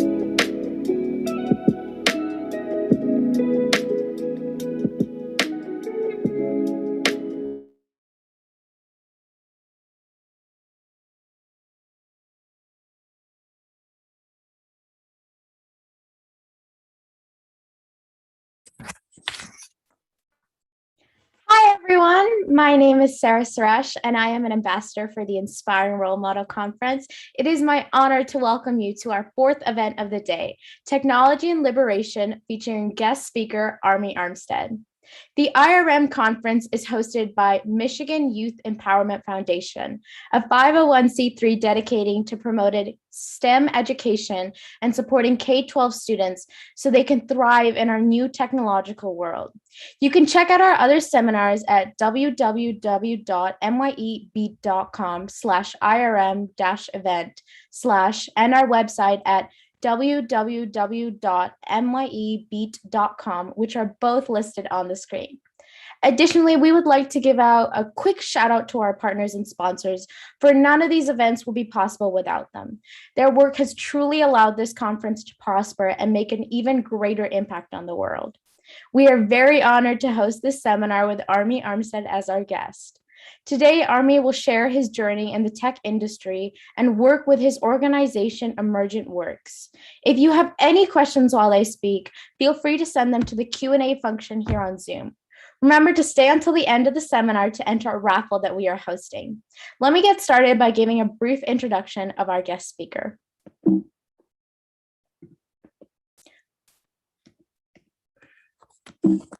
Oh, oops, 1 minute. Thank you guys for waiting. Army Armstead is the executive director and a founding member of Emergent Works. He is committed to extending access to the support and opportunity that he was provided as a mentee in Emergent Works' inaugural mentorship program. Army brings to EW decades of experience of producing relationships and communities through either inspiring or connecting people with entertainment value in the music industry. Overcoming his own challenges in mental health and the criminal legal system, his faith and resilience has shaped Army as a steadfast champion of mental health awareness. Advocating as a strong proponent of the individual and communities impacted by social problems, Army is continuously building solutions to these very dire problems. And with that, it is my honor to welcome Army Armstead. Awesome, Sarah. Thank you so much. Thank you to the Inspiring Role Model Conference for having me. It is truly an honor to be here. I'm going to share my screen now. And yeah, we're going to get right into it. Also, awesome. Once again, My name is Army Armstead, and again, it is truly an honor to be here with everyone. When Jessica reached out, I was really excited. And thank you, Sarah, again for that amazing intro. It is truly, truly appreciative. Well, let's get right into it. My name is Army Armstead, and I am the executive director of Emerging Works. Emerging Works was founded in 2018 by Alex Chin, and we began with an idea to address the harms of mass incarceration by providing free access to digital literacy and coding education for formerly incarcerated or criminal justice involved individuals. EW became a safe learning space where you study HTML, CSS, JavaScript, React, and React Native via a one-on-one mentorship model with a dedicated volunteer team who are all professional software engineers with day jobs. So our founder, shout out to Alex Chin, what drove her was, being a woman in the tech industry and being a programmer of French and Asian descent. She experienced a lot of oppression, right? And a lot of situations that made her uncomfortable. And she wanted to speak out, for women. She wanted to speak out for people that are in the workplace, that are being harassed, that are in uncomfortable situations, but they need their job. So what she did was she wanted to take her skills and give them pay it forward. She wanted to take her skills, pay it forward. So she began to mentor people with a history of incarceration and coding. And she was a teacher. So she's already working with inner city schools and inner city youth and, just giving that love and being someone in the classroom that they can rely on. And she read 2 books. She read Emergent Strategies and she read the autobiography of Malcolm X, and then started to do more research into the school to prison pipeline and how mass incarceration impacts marginalized communities. And that's where she came up with the idea. We were cooperative, but now we are Emerging Works, and that was the seed that was sown in order for us to grow. But we'll get deeper into it as we go along. Awesome. So what are the problems we're trying to solve over at Emerging Works? Job opportunity. One of the biggest problems contributing to mass incarceration is recidivism. Recent studies reveal that 76.6% of the formerly incarcerated are rearrested within 5 years of their release. And I'm from Brownsville, Brooklyn, and I also am from, Jamaica, Queens. And those are 2 communities that people could say are marginalized. Those are 2 communities that people would say the hood, the ghetto, right? And what I've seen always growing up, I have uncles, I have cousins that would come home from prison, but go right back because they had nothing else to look forward to. There weren't too many options. It was like you come home from prison, you can't get a decent paying job, to support yourself for have any type of sustainability. So now you're going back to the streets to do whatever it is that got you in prison and hoping that you could do it smarter, but you always get caught.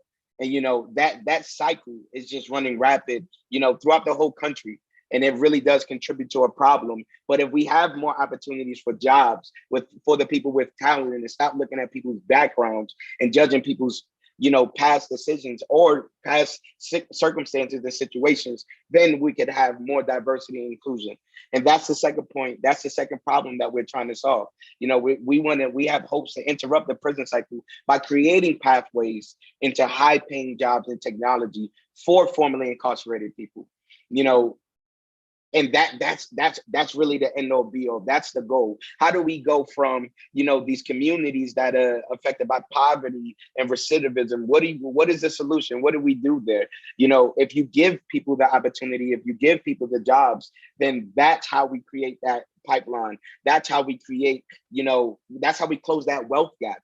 You're going from making less than minimum wage or minimum wage to now making $50, $75 an hour as a programmer. Life changing, literally life changing.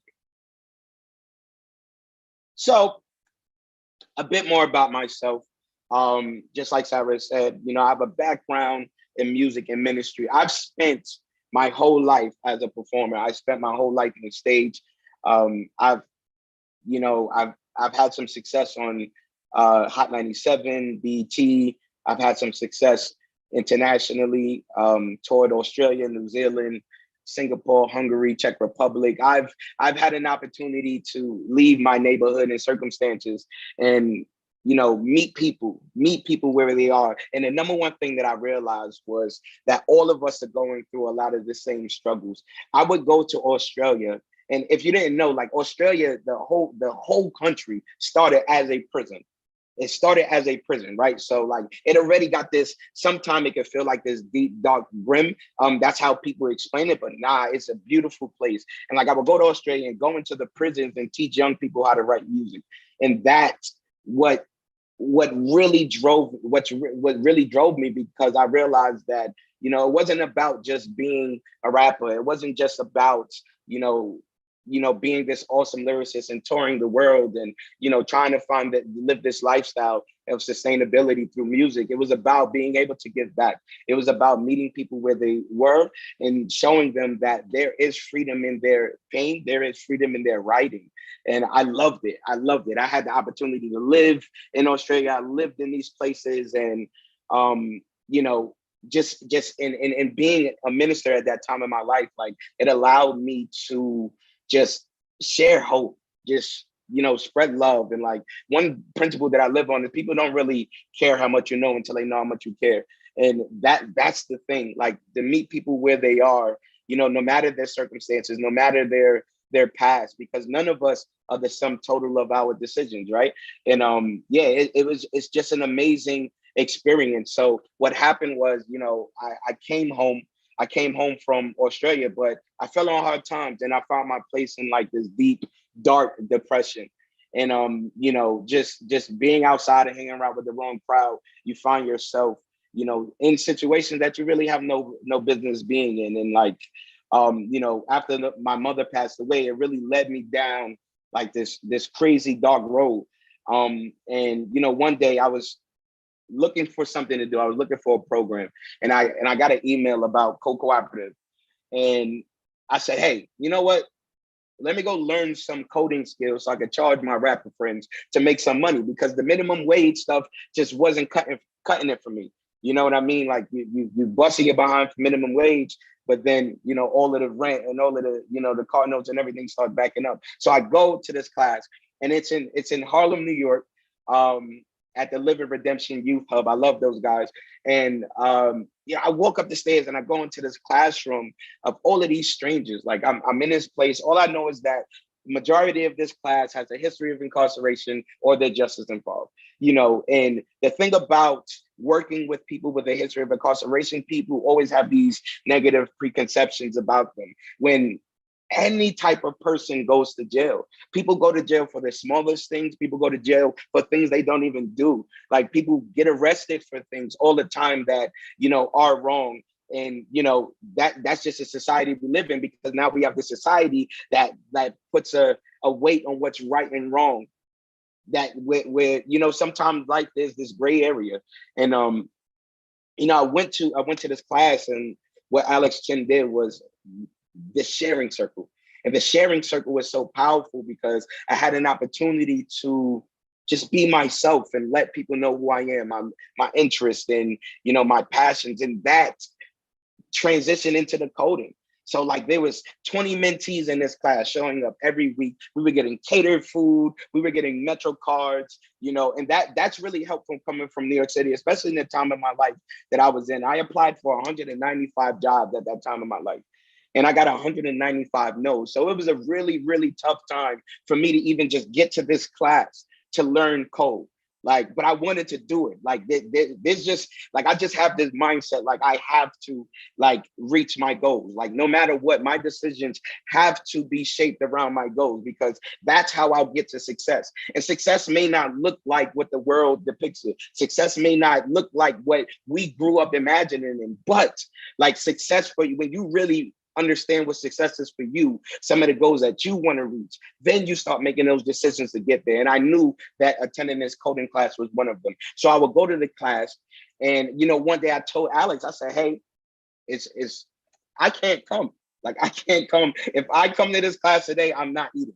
It was either literally my last few dollars. I literally had $7, and it was I'm either gonna come to this class or I'm gonna eat. You know what I'm saying? And I went to class, I went to class because it was so much bigger than just learning code. I needed that community. I needed to be in a space where, you know, that depression wasn't kicking my butt. I needed to be in a place where I felt loved. I felt like it was a safe place for me to learn. And I went to class. A couple of weeks later, Alex put out a job description like, hey, I'm looking for operations manager. And I applied. I applied for the job and I got the job. January 6, 2020, changed my life. When I tell you it changed my life, it changed my life. Like I went from, you know, literally making nothing or minimum wage to $30 an hour, like instantly.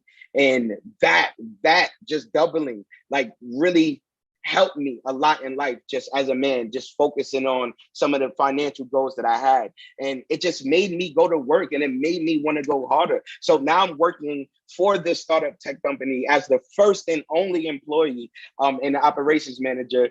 And I'm loving it. I'm showing up. We have an office in Manhattan on West 54th Street. I'm showing up. I bought like a computer bag. I got my laptop. I'm walking through Manhattan, getting to the class. I'm smiling, you know, making my way downtown, was probably playing no, in real life, seriously. But like, it was just an amazing moment, just going to work every day. But the impact of the work, like seeing people's lives transform, seeing people get jobs, seeing people learn skills that can now literally, you know, decrease that wealth gap and take their family from one place to another.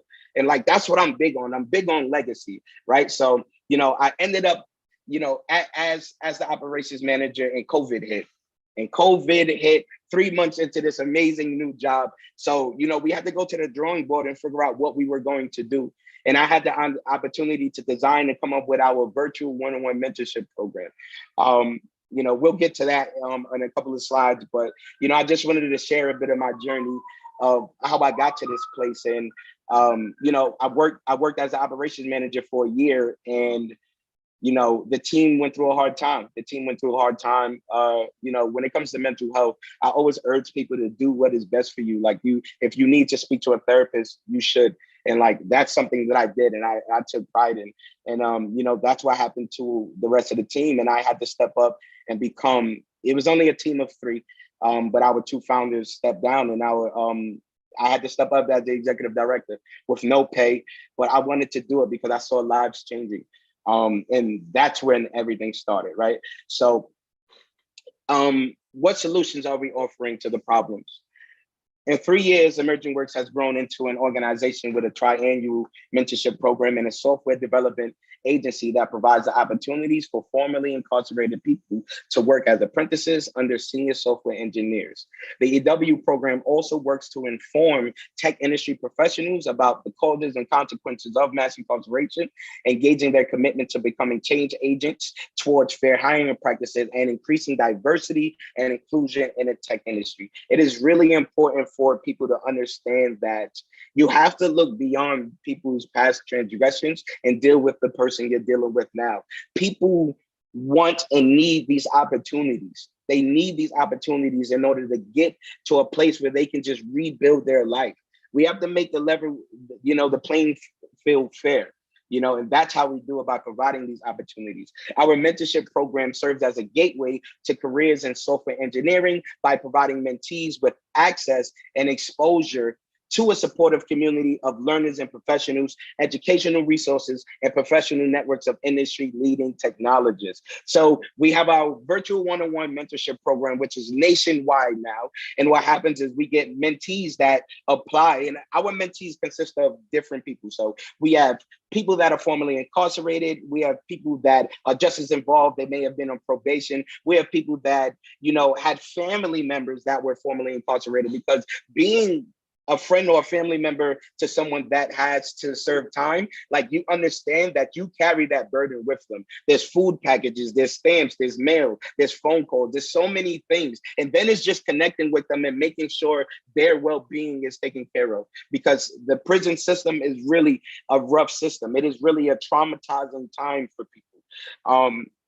EW further supports our mentees by providing the opportunity for them to continue to scaffold their technical skill set during a supported apprenticeship program in an in-house software development agency.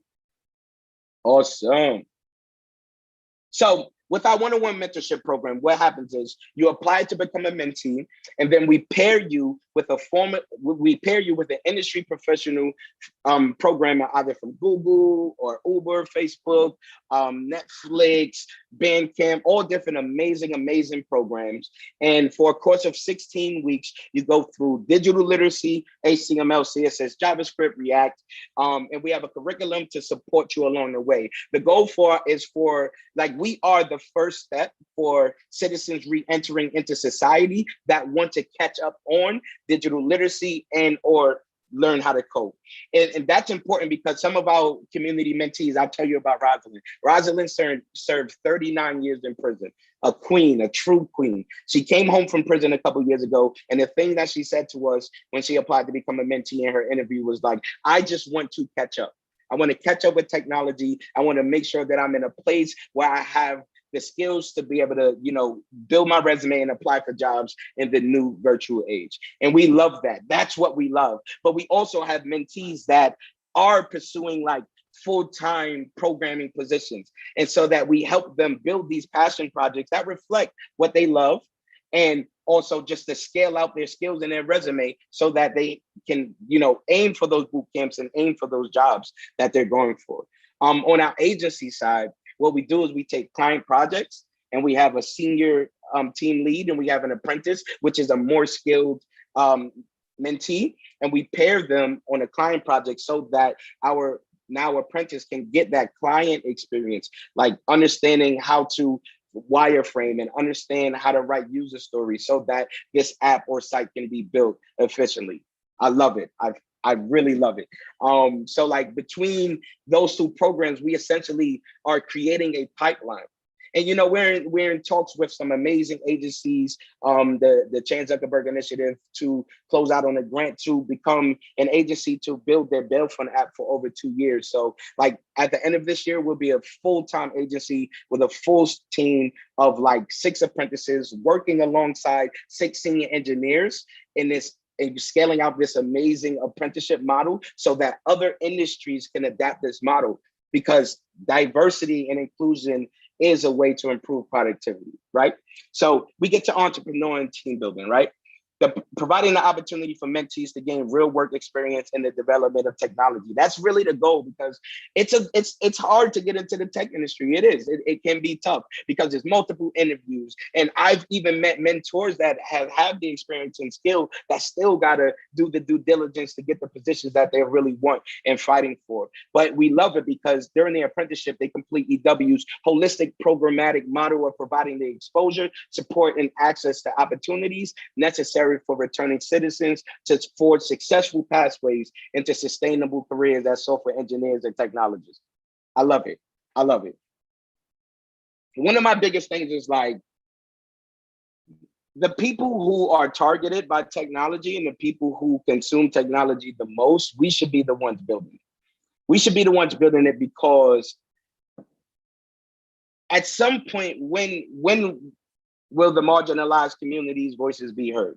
There's so many communities that, are casted out, so many communities that are, pushed to the sideline, but for no reason, because those are the communities who have the power players. Those are the communities that have the talent, the skill, the ability, and the drive. It is a statistical fact that the Army did an experiment, right? Where they took people, formerly incarcerated people, and did a test to see how many of them versus people with just clear backgrounds who will be promoted to sergeant. And 33% of formerly incarcerated people ranked higher than people with no background. And that's because they have this drive. When you're in prison, you're experiencing different types of oppression and different types of trauma. And I always commend people that I do prison time and come home and change their life, because you did it. You didn't fold. I got this saying, life is gonna life, but don't fold. Like, you did not fold. You didn't fold in the depression. You didn't fold when life told you that you were down and out. You didn't fold when, you know, everything wasn't going your way. You didn't fold. You didn't give up. That's what it means. You didn't give up, no matter the circumstances. And that's the message EW wants to project. Like, everybody can be resilient. Everybody should embody that. Everybody should have a chance towards redemption. And who am I to judge? Who am I to judge anybody's background? Who am I to judge anybody when I'm not perfect? We all fall short, but who tries? Who gets up? Who goes for it? Those are the people that really, really make the difference and make the mark, right? And that leads me to talk about my great friend Thomas. Tomas, amazing gentleman. He served 22 years in prison. I met him, you know, through another program through Columbia University named Justice Through Code. And I met him one night. We were doing like a bleaching. We were bleaching t-shirts. We were making custom-made you know what I mean. We were customizing some t-shirts, and he came out, and I met him. And just an amazing guy. And, you know, when we had an opportunity to, you know, build an app, this is what we said. We said, hey, Tomas and a senior software engineer, we got our team together and said, what can we build that reflects our heart and can support the communities around us? And what we came up with was Project Not 911. Not 911 is a mobile app for resolving community level issues without police involvement. Not 911 allows users to choose from a variety of city, state, federal, and nonprofit agencies to address issues ranging from domestic violence to homelessness without police intervention. I'm not a believer that all police are bad. That's ignorant. I wouldn't believe that. I believe that, you know, every group, every organization has individuals that can, you know, attempt to spoil a bunch, but that's the thing, like, don't fold, you know, like, and sometimes we don't need that high level police interaction when we're dealing with, you know, homelessness, when we're dealing with certain types of situations going on in the neighborhood, because it can escalate things. You know, I'm from the projects, I'm from these neighborhoods, I've seen it, but I've also had an opportunity to travel and see other places and neighborhoods across the world. And it's like, we're all going through these same struggles. We're all trying to figure out a way for, you know, the police to be integrated into communities in a safe way, you know? So we just wanted to come up with a way that people can, you know, get the help they need, but still, you know, remove the fear of having to work with police. Because, you know, for Tomas, building Not 911 was deeply personal, right? Being able to circumvent the police and still get your needs met is a beautiful thing.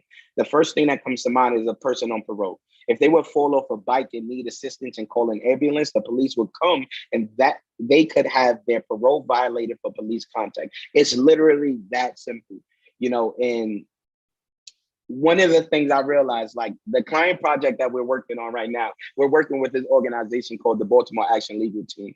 And so the BALT project, and we have our team, you know, building an internal app for their organization that helps their, that takes their data and their spreadsheets and turn it into an internal tool. And what BALT does is that they're a bail fund that covers the bail of people in Baltimore that are on house arrest.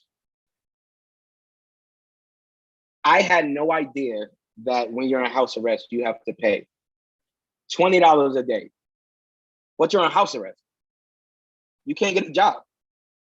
It does not make sense. It really doesn't make sense. And that's an issue. That's one of the issues that we're trying to address. And that's why we chose to work with people like BALT, right? And even personally than that, like, I know the truth is, like, I have a cousin in Baltimore whose name is on that app, and that's why we do this.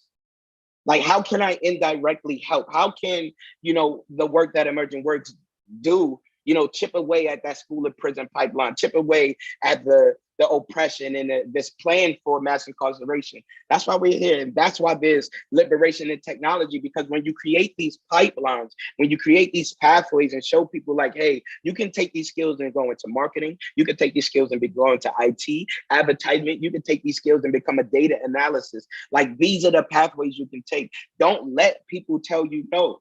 Like, you don't have to succumb to people's no or people's limited reality. You can. And that's what we do at EW, right? So let's talk about some of our mentees. some success stories. You have Makita Davis. Makita, her story is so amazing, and it's also very tragic. And it always breaks my heart to see women that are coming home and re-entering into society, because women are the ones that get the least support in prison. Like the visiting floor is usually empty, and it breaks my heart to hear these things all the time. But Makita, a true queen, did 9 years in prison, came out, joined Columbia University Justice School Code, successfully passed that boot camp and got an $18,000 scholarship into the hack reactors boot camp. And that will lead directly into a pathway. If she does well, when she does well at this boot camp, she will have a full-time programming job, served 9 years, had no support, came home just to her daughter and her grandbaby, and now is working towards becoming a full-time program engineer. Wow. And then we have Eli Johnson. Eli, every year I will be hiring a mentee to step up as operations manager, right? Because it was such a life-changing role for me. Why would I not? And what I want to do is provide the opportunity for people to get, the experience needed to build their resume and create other pathways for themselves. And Eli is a phenomenal person. If you follow us on Instagram at emergingworks_, you will see like he's so dope when it comes to creating content. Shout out to Eli because he created this Canva. But like he's really an amazing person. And I watched this young man not have to do. And shout out to people who do the like Uber Eats deliveries, because like I use your a lot. But he had to stop doing Uber Eats just to come here full time, and like just to see him level up, just to see him propel financially and as a man and step into his own has been phenomenal. And then we have the amazing Maria Martinez. Maria came through our cohort. She's also a student at CSUN in California, told you we're nationwide. And at the end of our cohorts, we do like a showcase where we do this big graduation on Zoom. Hopefully I can send a link out and see some of you there. We do this big graduation on Zoom, and Maria had the opportunity to apply for a Disney apprenticeship. And now she's in, and they're attempting to keep her. She served 6 years in prison and came home and did everything she needed to do in order to do this. And it wasn't even her mentor that got her the job. It was another mentor. But because we're a part of this amazing ecosystem, everybody gets to share these resources, and whoever's available, whoever is prepared for these next level opportunities, like those are the ones that should be getting them. You know what I mean? And this is just very, very few stories of success. We have Zach, who became a data analysis. We have Yusuf, that went on to become head of IT at Columbia University. So many people are now seeing the value in these tech jobs. Because of COVID, like 1 million tech jobs opened up, and there's not enough people to even fulfill those roles in those jobs. A lot of communities that I speak in and do work in and give back in, they're not even privy to the information. They don't have access to computer science and technology. So like we need to provide that. And we do provide that for free. And we want people to come to Emerging Works and come through Emerging Works and feel loved and feel cared for, all while supporting their mental health, all the while supporting them building these skills to enter into the tech industry. I love it. And like I said, I started working as executive director in January. I've been here for a year and a half already by then. And I took a meeting with Start Small, Jack Dorsey. Jack Dorsey owns Twitter and Square. And I took a meeting with his Start Small grant team. And in 34 minutes, Emerging Works went from no funding to just being full-time volunteer by myself to $1 million grant. I don't listen, like I said, I'm from Brooklyn, New York. I've never seen $1 million. I live in a community where people work their whole life to see that. I came from depression. I came from suicidal thoughts. I came from, the places where people are not even seen or recognized. And to be able to say, hey, Emerging Works has $1 million grant is absolutely phenomenal. And that's the example I want to set in the communities that I'm from, that, hey, this guy, this Black guy did this. He did this. He did this in the tech space with no technical skills. So you can't let people count you out. You can't let people tell you how you're going to handle your future or how you should do things, because I don't code, but I'm here. I'm here. Because it's about this, it's about the intellectual property. It's about your intellectual capacity. It's about, can you strategize? Can you execute? Can you put the play together, find the correct partners and get it done? By the end of this year, that 1 million will be doubled. And that's powerful, because now we can continue to run our national virtual program, but slowly start opening up our programs in person again. So we're opening up a track program, which is tech, rap, and passion. So we will be teaching hip hop and technology to underprivileged youth. We just got a partnership with the Department of Probation in New York City, where we are a program in their system, and they have no other tech programs. And we just want people to know that you can. We want people to know that you have access to free digital literacy and coding, so that you can better yourself in your future and work to close that wealth gap and work to build a legacy for you and your family. That's all I'm about. That's all I'm about. And I wake up every day and I thank God that I'm in this position. I can work virtually. I can go to the office. I work from the car. I work from the plane. I'm flying to LA in a couple of weeks to meet our mentors and mentees from LA and continue to shoot our docuseries. Be on the lookout for that. We're shooting this documentary so that people can see, like, we're not just a community of people that's formerly incarcerated. These are people that have come home. These are mentors that have been incarcerated. These are mentors that have not. These are mentees that have not been incarcerated. And identifying that privilege and identifying those pain points in a community where technology equals liberation. I am a firm believer that technology can equal liberation, because provided the right opportunity, lives are going to be changed. And I know that because my life was changed. My life was changed. My life was changed. I never even thought I'd be in this position, but I'm here, and I want to make sure everyone that comes to Emerging Works has the same opportunity that I had. I really do appreciate everyone's time today. My name is Army Armstead. I am the Executive Director of Emerging Works, and it was an honor to be here at the Inspiring Role Models Conference. Thank you. Thank you so much, Army, for taking time with us today and talking about your journey. Honestly, for me, it was so inspirational, and just to hear about things that you've gone through and how your life has completely changed. And we all know it's completely changed for the better. It's just so amazing to hear and quite inspirational. I'll open it up to the audience right now. I have some questions that were compiled by our volunteers from the Q&A box. So why don't I just go ahead and share my screen for all of you to see.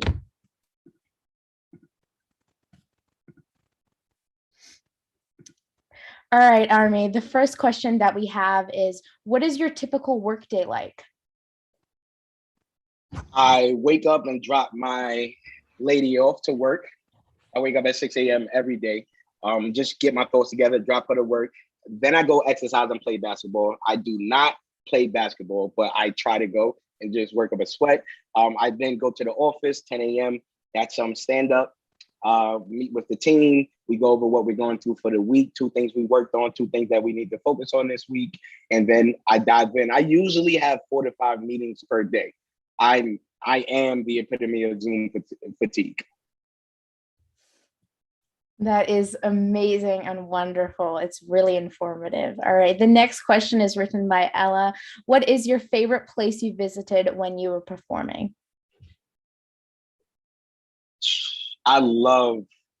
Oh man, that's hard. Like, New Zealand doesn't have anything poisonous. Like, that's like anything, spiders, snakes, anything. That's so freaking amazing. Like, I saw whales, but then Australia is so amazing, but Singapore is so clean. I don't know. Wow. That's a very good question. But if I had to just pick, I'd say Australia, because I lived there for 6 months. All right, that's wonderful. The next question is, what were some challenges you faced while creating the mentorship program? Oh, it was extremely scary. I didn't think people were going to show up. It's virtual. It was the first time doing something virtual. I didn't think people was going to show up at all. I didn't know how to manage it. I didn't know how to scale it out. I didn't know what metrics to look for. I was extremely nervous, but I just had to do something to bring our community together. And now we're into our third one, back to back, you know, so like it's going really well. We built like curriculum committees. One thing I do is like I always get feedback from our community. Like, I don't want to just hear what's going well. What do you think we can improve? How can we improve it? And can you help me improve it? So like that, I'm really big on like that feedback and iterating. So yeah, but if you're thinking about starting a program, go for it. Absolutely go for it. Great. Could you tell us briefly about the mentorship program? I believe there were a little bit multiple questions for this one, but can gap year students are eligible for this? Is it a paid opportunity? Yes, absolutely. Gap year students are eligible for it as well. We do offer learning stipends. So what happens is when mentors come and they apply, we ask them to raise a donation of $1K, and we take all of those donations and spread them amongst the mentees, and give them learning stipends. Nothing less than $400 to $500, because sometimes it's a lot of mentees. But yeah, we make sure they get that, because that's really important to support yourself while you're learning. A lot of people are going through life and trying to get things done. So yeah, if you're thinking about coming through, check out our website, emergentworks.org. We would love to have you. Love to have you. Perfect. The next question is, how do you see the tech and coding industry evolving in the next couple of years? Very good question. I see it evolving and being way more inclusive, because there's so many organizations doing work to support re-entering citizens. And, you know, there's organizations that work with people that have a lot of experience in coding, but are formerly incarcerated as well, to support their journey out. And I believe that the mentorship model that we have, the apprenticeship model that we have, included with all of the work a lot of the amazing orgs are doing across the nation, you can't ignore it. After a certain while, you're not going to be able to ignore it. People are going to see that these teams in every industry needs to be diverse. People are going to see that because of that, our productivity will increase. Because of that, there'll be so much more culture in these workspaces where people won't feel uncomfortable to be themselves. You know, like the tech industry tends to, you know, look like one certain type of person. And like, it's time to dispel that. We need more women. We need more people of color. We need more people from different communities and backgrounds. And that's going to be really, really, really dominant in a couple of years, I believe. And I hope. Of course, we all want equity. And I think that's a really important aspect, of course. And the next question is, what is your favorite thing about your job and the work that you do? What is the best aspect of it? Seeing people take their skills and go to boot camps and get jobs and have a safe place to come. Because our sharing circles, yeah, we talk about coding and stuff, but sometimes we just talk like, yo, how's life? Because life is going to life. If you're a human being, you can relate to that. So like the best thing is like just knowing that we're helping, and it's not like it's hands-on, you know, like I go to the field, I go hand out food, I go volunteer. Like we can do that. Like that's amazing. And it's not, it don't feel like work. I don't work. Like this is every day for me. I have the freedom to do what I need to do and what I want to do at the same time. And like, I think as a human, that's the American dream that they try to, you know, sell to us in more of a darker way. It's like the freedom of time and the freedom of finance. When you get those, you're not at work anymore. You're just living your life, and your life has purpose because you get to help other lives. So that's the place I'm at, and I'm just grateful for it. Perfect. That's so wonderful to hear. What is one piece of advice you would give to students who are interested in coding? Oh, be creative. Don't limit yourself. Be creative. You can code. Everything is coding. We have a mentor that works for Roku. He codes the TVs. Like it's freaking awesome. Everything has some ones and zeros behind it. And like, just be creative. Don't limit yourself, and build something that you're passionate about. Build something that you're passionate about. All right, that's wonderful. The next question is, what is your plan in the future to use the funding that you've recently received? Yeah, so we're doing a back to school drive in a month and a half. And I plan to give away a lot of technology, book bags, food. We're just gonna have a community healing day. We're gonna invite programs from all over New York City to come out, and that's one way we're doing it. Another way is to hire more mentees. So what we do, we hire them as contractors to work on, like, we have a committee that's building out that whole event. They're all mentees. They all get paid. Anytime a mentee does something with Emerging Works, they get paid. And I love that. So we get to like financially support people along the journey and like offer opportunities and jobs. We get to pay apprentices full time, give them benefits and things of that nature. And we get to build new programs. So like we can have our virtual program and our in-person program all at the same time, but also have our music program going simultaneously, and making sure, I'm very adamant about making sure that the funds are being spent with businesses that support social impact and also formerly incarcerated entrepreneurs. That's what we're doing. We have like this amazing 5-year plan to make sure that we have some self-sustainability. I hope that by the end of the year, we should have about 10 people on staff. And one thing I really want to do, honestly, I always wanted to do this. I want to give my staff Christmas bonuses and just like 2 weeks off, just cause like I never experienced that. And I can't wait to like do that. That's going to be so good. That's amazing. All right, this is the last question, as unfortunately we're running out of time now, but how do you balance your time between managing Emergent Works and your music?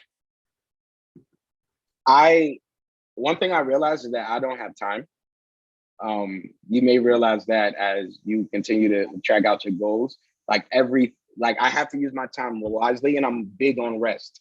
Like I'm going to sleep at 9 o'clock every night. Don't call me, text me at all. So I have to schedule that time in. I have to schedule the time to record. I actually have my own recording studio in my home office, so I got to schedule time to record. I have to schedule, but also music is healing for me, so it contributes to my rest. So between those, just scheduling and it contributing to my mental health in a positive way, that's how I find the time. And it's usually after, in the evening. But I have a lot of people around me that keep me going. Like my lady is a female rapper as well. So, I got, she be killing me on songs. So I got to stay sharp. All right, that's all the time that we have for today. Thank you so much to Army for providing us with this insightful information. It was wonderful to hear. It truly was inspiring. If you look at our screen right now, the information to enter our raffle is on the screen. So make sure you enter it to win some new JBL headphones. I'll go ahead and paste the link into the chat to make it more accessible, but this is time just dedicated for that.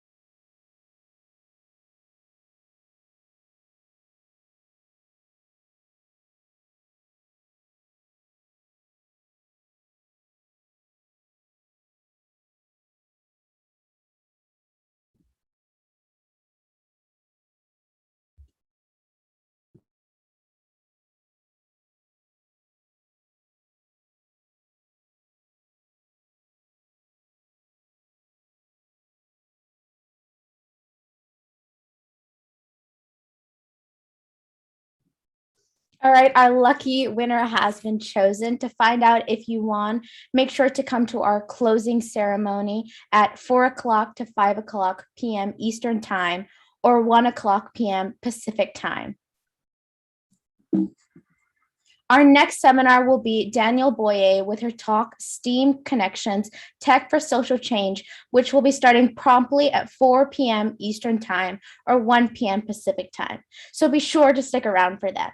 Again, thank you all for coming today. Thank you, Army, for speaking today. And we hope you all have a wonderful rest of your day. Have a great one. Thank you, guys.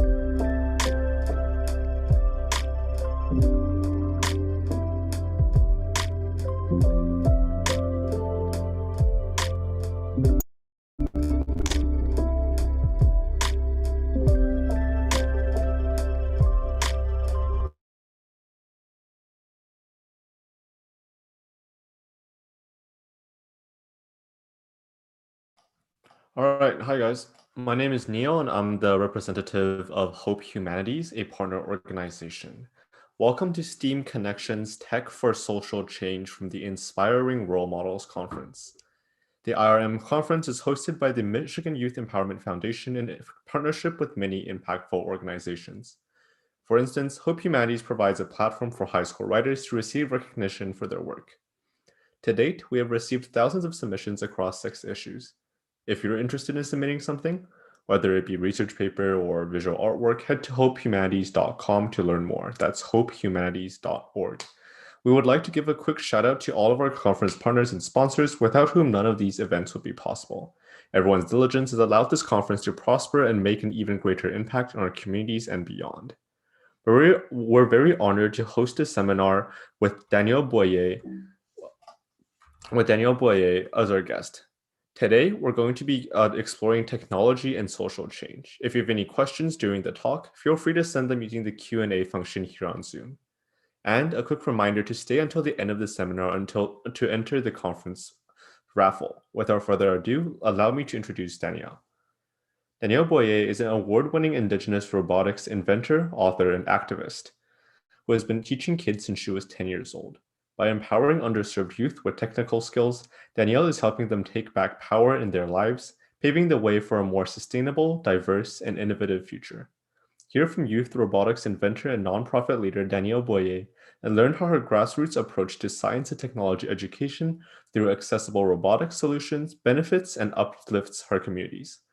During this seminar, you will hear Danielle share tips on how we can use technology to aid our journey to create social change. Now I'll turn it over to Danielle. Welcome. Hello. In the words of young inventor and changemaker Ali Weber, youth are not the future. We are here right now. We're not going to change the world someday because we're already doing it. Powerful and very true words. Hello, everyone. I'm so happy to be here today speaking with you at the Inspiring Role Models Conference. The fact that you are here speaks to your brilliance and your determination to learn, and I'm so proud of every single one of you for taking the time to join us. Today, I'm going to be sharing my journey as a young robotics inventor, author, activist, and educator who's been teaching youth like me for as long as I can remember. I get to use my passion for robotics to help others learn, and I can't wait to share more about my story with all of you. My goal is for you to learn from my journey and to get started on your own, one that will help you create change that you care about in our world using your unique skills. I'm live today from Troy, Michigan, where I live, and I also teach classes, invent robots, and help youth like you and I learn about awesome things in science and technology. And I wanted to start out a bit of my journey and how I got involved in the work that I do now. When I was a young child, I saw that my little sister was interested in things in science and technology, but there was one huge problem. We didn't have the resources to be able to take science and tech classes, which made me really, really sad. I wanted to see youth like my sister learn, but I had absolutely no idea where to start. But one day I was at Costco and I saw animal puppets on the shelf, and it sparked a really big idea. I remember taking my mom aside and begging her to let me teach a class based off of animals, like an animal science class. I told her all of my ideas. I had ideas for like lesson planning and snacks and coloring sheets. And my mom was like, dude, you're 10 years old. What do you mean you want to teach a class? But I was so determined. And I later got to teach a semester-long science class for kindergarten students. Basically, I caught the teaching bug and there was absolutely no stopping me. I saw how science and tech had the power to impact so many people, but I also saw that many people couldn't access learning about it. It lit a fire within me to want to create change, and I didn't know how to enact that change for a really, really long time.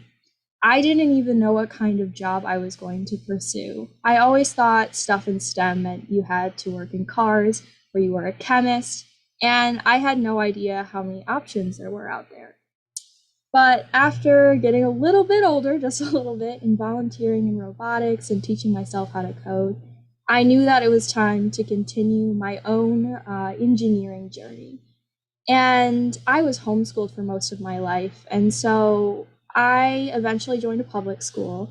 And that's when I first joined a robotics team. I was so excited to learn. I was so excited to continue my journey, but it was actually very quickly met with disaster. I would have coaches tell me that they didn't want me to be there, and guys tell me that they didn't want me to be there because I was a girl. And I even had a coach tell me that he wished I was like another girl who was silent about bad experiences that happened. It was a horrible experience because I just wanted to learn, and it was a while until I learned that that experience was really, really common for a lot of people. I definitely didn't feel welcome, and I decided after a little bit of experiencing that and even joining another robotics team experiencing the same thing, that I didn't want young people like me to ever have to experience that same thing again. And so I founded my nonprofit called the STEAM Connection so that my students would have a safe and healthy learning environment. It was a really long process to start a company, and it still is one every single day. We're a minority and student-led. We've reached hundreds of thousands of kids, and it is an everyday commitment. I have to figure out things like legal, media, manufacturing, distribution, instruction, curriculum, and that is just the surface. It's absolutely crazy, but I love it so much. Our work focuses around technical education for youth with an emphasis on Indigenous youth. And basically that means we make really cool robots and we distribute them for free. We make children's books and we create content that we know our students will resonate with, especially emphasizing diversity in science and tech, because I believe every student deserves to see themselves represented in these careers. And I've seen so many kids who've never been represented and never had, that voice or someone speaking up for them or someone who resonated with them. And so I wanted to create a place where that was different. And fortunately, I was able to. But my own personal journey as an inventor and as an entrepreneur has been an interesting one. I invented my first robot when I first launched my company, and I still didn't feel like an engineer. Even after inventing a whole robot, I kept learning and I kept growing, and I saw how my robot impacted others, and my mentality on what I was capable of began to shift more and more, but it took a lot of time. Now, kind of fast forwarding to the present, I get to create robots all the time, and I use them as tools to teach others. I've invented 4 robots with another one on the way. I've invented one with $1 billion corp. It's been really awesome. And I get to help my students design robots too.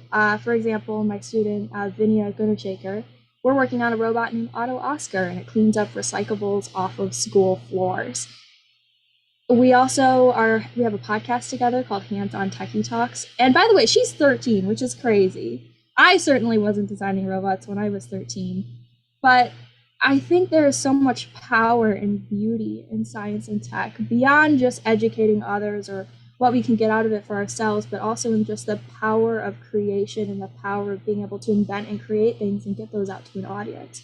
And I'm going to be speaking a little bit later about that power of invention and how that has empowered me, and also some technical info on if you want to start your own invention journey as well, and some of the things that I wish I had known along the way, because it can definitely be, it can be a really hard journey, but a really special one too. So last week I actually gave a pitch for MIT and all about my robot. My main robot is Every Kid Gets a Robot, or ECHR. And I'm just going to share a little snippet of the pitch that I did because I made some really cool graphics. It is a little bit technical, but I think it's fun. So excuse the nerdiness a little bit, but I'm going to be sharing my screen and showing you some robot pictures, some community pictures, things that I'm really excited about. And all the doodles, by the way, they were done by me, so that's special. Screen share. So I was so nervous when I did this pitch. It took me so many takes. I was really thankful that they let me do that. I public speak for a living, but sometimes when you just get up there, you're like, oh my gosh, my nerves, right? I think we all feel that way no matter how many times we've practiced or no matter how many times we've done it in front of people. It can be really nerve-wracking. So to jump in about Every Kid Gets a Robot, as I've been talking about, technical education isn't accessible to everyone. It should be, but it isn't. This is a problem that actually many youth face, especially Indigenous youths. Many struggle to access quality technical education, resulting in a low number of Indigenous peoples in technical careers. And if you didn't know all this information, take a look at these stats, because it is absolutely crazy if this is the first time that you're reading this. Many factors contribute to not many natives in tech careers, from a lack of resources to a lack of representation. But I believe that education in tech enables economic development, connectivity, and innovation. And it's a lot of fun too. I'm a little biased, but it's a lot of fun too.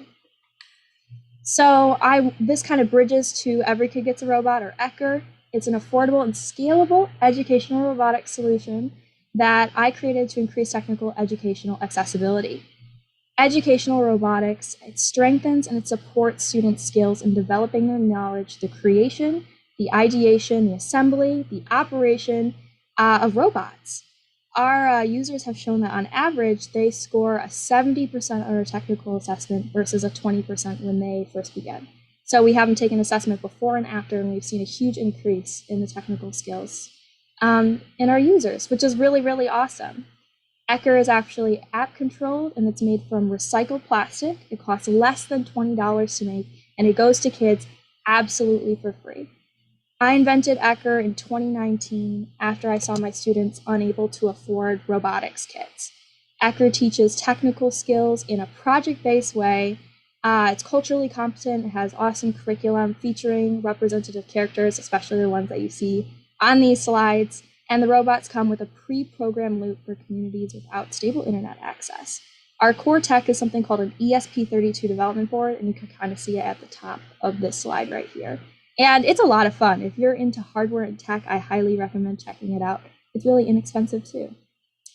But to delve a little bit more into the STEAM Connection and what we do, at the STEAM Connection, we are minority and student run, and we have all been volunteering in education and in science and tech for years now, which is crazy because we're all very, very young. We manufacture the robots from our headquarters here in Troy, Michigan, and we also provide a Make a Robot virtual learning platform. And as I said, we've reached a lot of kids. We've reached tens of thousands of kids with these robots all around the world, with an emphasis on Indigenous communities in North America. So this could look like tribal schools, this could look like American Indian Science and Engineering Society chapters, it can look like a lot of different organizations and awesome people, and it's really, really special. I believe that ECHR is truly a tool of the future, from the biodegradable plant-based components that I'm developing to replace plastic, to the young land defenders that we'll be working with on our newest leg of ECHR. I'm really, really excited. So I just wanted to share a little snippet of like what a short kind of pitch would look like. Obviously it'd be a lot more formal, but I kind of wanted to bring it down a little bit because this is not a formal pitch, but I wanted to share more about the work that I do and kind of what that looks like. especially from a standpoint of the data behind it and why I care about the work that I do. And normally when I give a pitch, it's timed and I talk so fast. It's like impossible. I just blah, blah, blah, blah, blah. It's crazy. But most of my work encompasses invention, distribution, and education. It's pretty rare for nonprofits to actually manufacture and invent their own, products. And it's also even crazier, and we totally horrify everyone we work with, that our goal isn't to make money. And that always scares people a little bit, especially when we're talking about business models. But I just want to see kids have access to tech. And we have many different pricing models for this and how we get the kids free robots.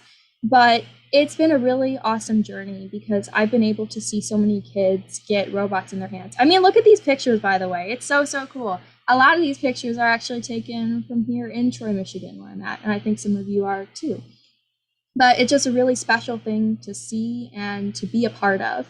I often feel like I play a very small role in that learning process because while I make the robots, the students are the ones who apply their learning from it, or the ones who take that learning to the next level. But it's just really awesome.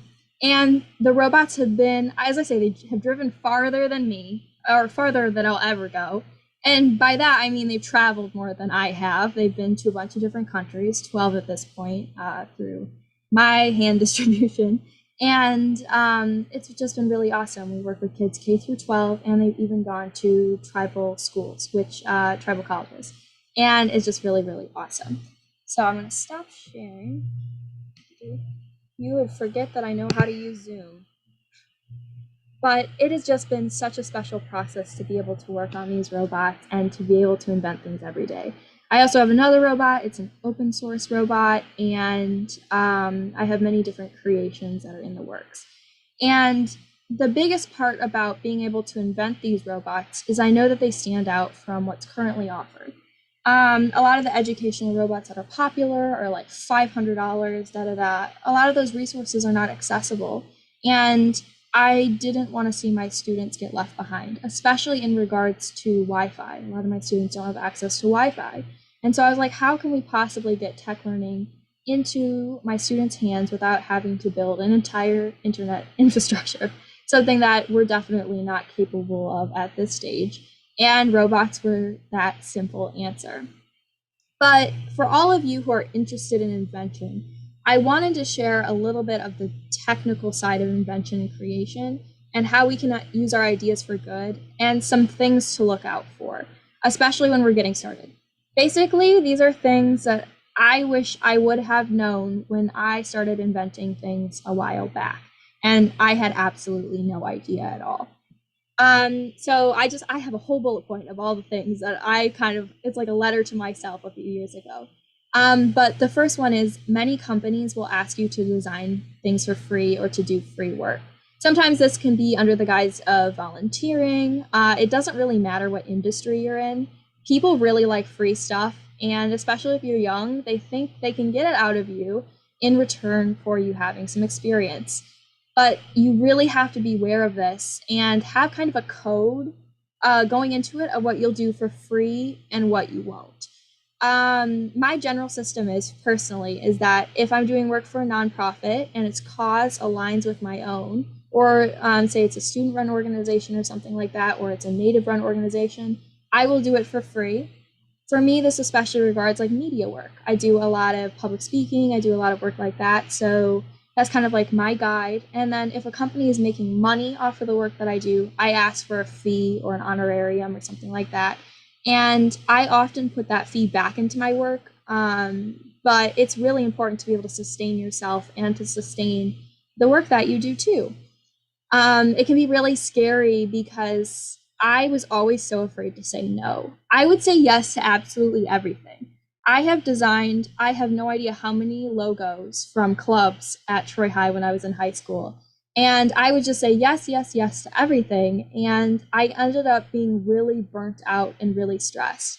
And in 2019, I think, I invented a robot for free. And for a large corporation, they pushed it on me, and I said yes, I shouldn't have.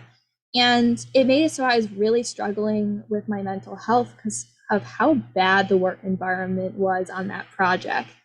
I had to design nearly every element myself, even some elements I wasn't as solid at. And it was really hard for me to say, it's okay to say no to opportunities. It doesn't mean everything is over forever. If something does not feel right, say no. It is okay. It is perfectly okay to say no to something if it's not the right fit for you. I know when I was first, like before I'd gone into college and stuff, I was like, oh my gosh, if I don't do everything right now, like I'm never gonna get in. Like I'm not gonna have enough stuff. And it's not about having a lot of stuff. It's about having a theme and having a mission behind what you do. But that took a really, really long time for me to learn. And I was doing ridiculous things. I was volunteering for wrestling matches. I did not know how to do that. I recently had to stop volunteering at the Kidney Foundation, which I do every year. There's a lot of things that you have to sometimes say no to so that you can do other things. And that's just a part of growth. And I think it's a beautiful thing and it's okay. Sometimes people will be upset, but if they're upset at you for saying no, then it's probably good that you didn't work with them to begin with. Something else is that this is very, very technical, by the way, but I thought it was worth sharing. There's something called invention assignment agreements, and they're often embedded in employee agreements or in a form of policies at your university or your school. Basically, your school or your employer can have rights or may have rights to your invention or things that you create, or even a company. And you really have to be aware of that, especially if you've used skills or information that you gained through that opportunity, whether it be employment, whether it be, at a school. You really have to know of your rights when it comes to inventing things and who you're inventing things with, if they're under contracts. You could get sued, you could have your work taken, you could have to pay royalties. It can be really positive to work with your university, but they have way more control than you think. And by the way, if you're just starting on your first job or you have a few or you've done, you're working on a tech job or something you're about to, you can actually amend employment agreements before signing them. And this is for all industries, by the way. Often the company that you work with will work with you as long as you're not competing with them. This varies, especially on competition, which isn't enforceable, for example, in like Texas. But just read the agreements that you're signing before agreeing to them and make sure your school's policy on inventions. Because I recently had some friends reach out, they invented an entire app. And because they had accepted money through their school, not even from their school, but it filtered through, the school owned the invention. And they had no idea and they were working really hard on it. And they're like, well, we can't really take this to market how we want to. And so those are definitely some things to consider. So yeah, for me personally, I am very careful with who I work with on what policies they have. A lot of our team members work at universities or they're like one's about to work at Microsoft. Definitely those rules are really strict and we want to make sure that our inventions are our inventions. Also, I get asked about this a lot. Patents last for 20 years and you have to pay maintenance fees. I didn't know that for a really long time, so I just felt like sharing it. They're valuable if you want to license your invention out. So basically, people can use your invention, they can pay, like they can buy it from you, or they could pay royalties. And I really recommend talking to a lawyer if this sounds like what stage you're at, and if your idea is a novel one. Trade secrets actually might be more beneficial if you plan on keeping one a secret forever. And there's quite a few steps in making that happen. There's a lot more technical info, but it's way cheaper than a patent. It's free. So definitely look into that and consider it. And that goes for whatever industry you're in. It doesn't have to necessarily be, robotics invention. These things can apply to a lot of things. Even in the future, if you're thinking about invention or you're working on a project through, a club or something like that, it's definitely good to be considering these things and to be considering some of the legal behind it. Even if you want to start a nonprofit, thinking about your bylaws and thinking about, some policies and stuff like that. Those are all really good things to consider and are things that I did not consider when I first started working at my nonprofit and founding it. I was like, oh, la da da da da, I have incorporators, yay. I really didn't go into the nitty gritty on the business information like I should have. I was just excited about robots, and the entrepreneurship side sometimes fell a bit flat.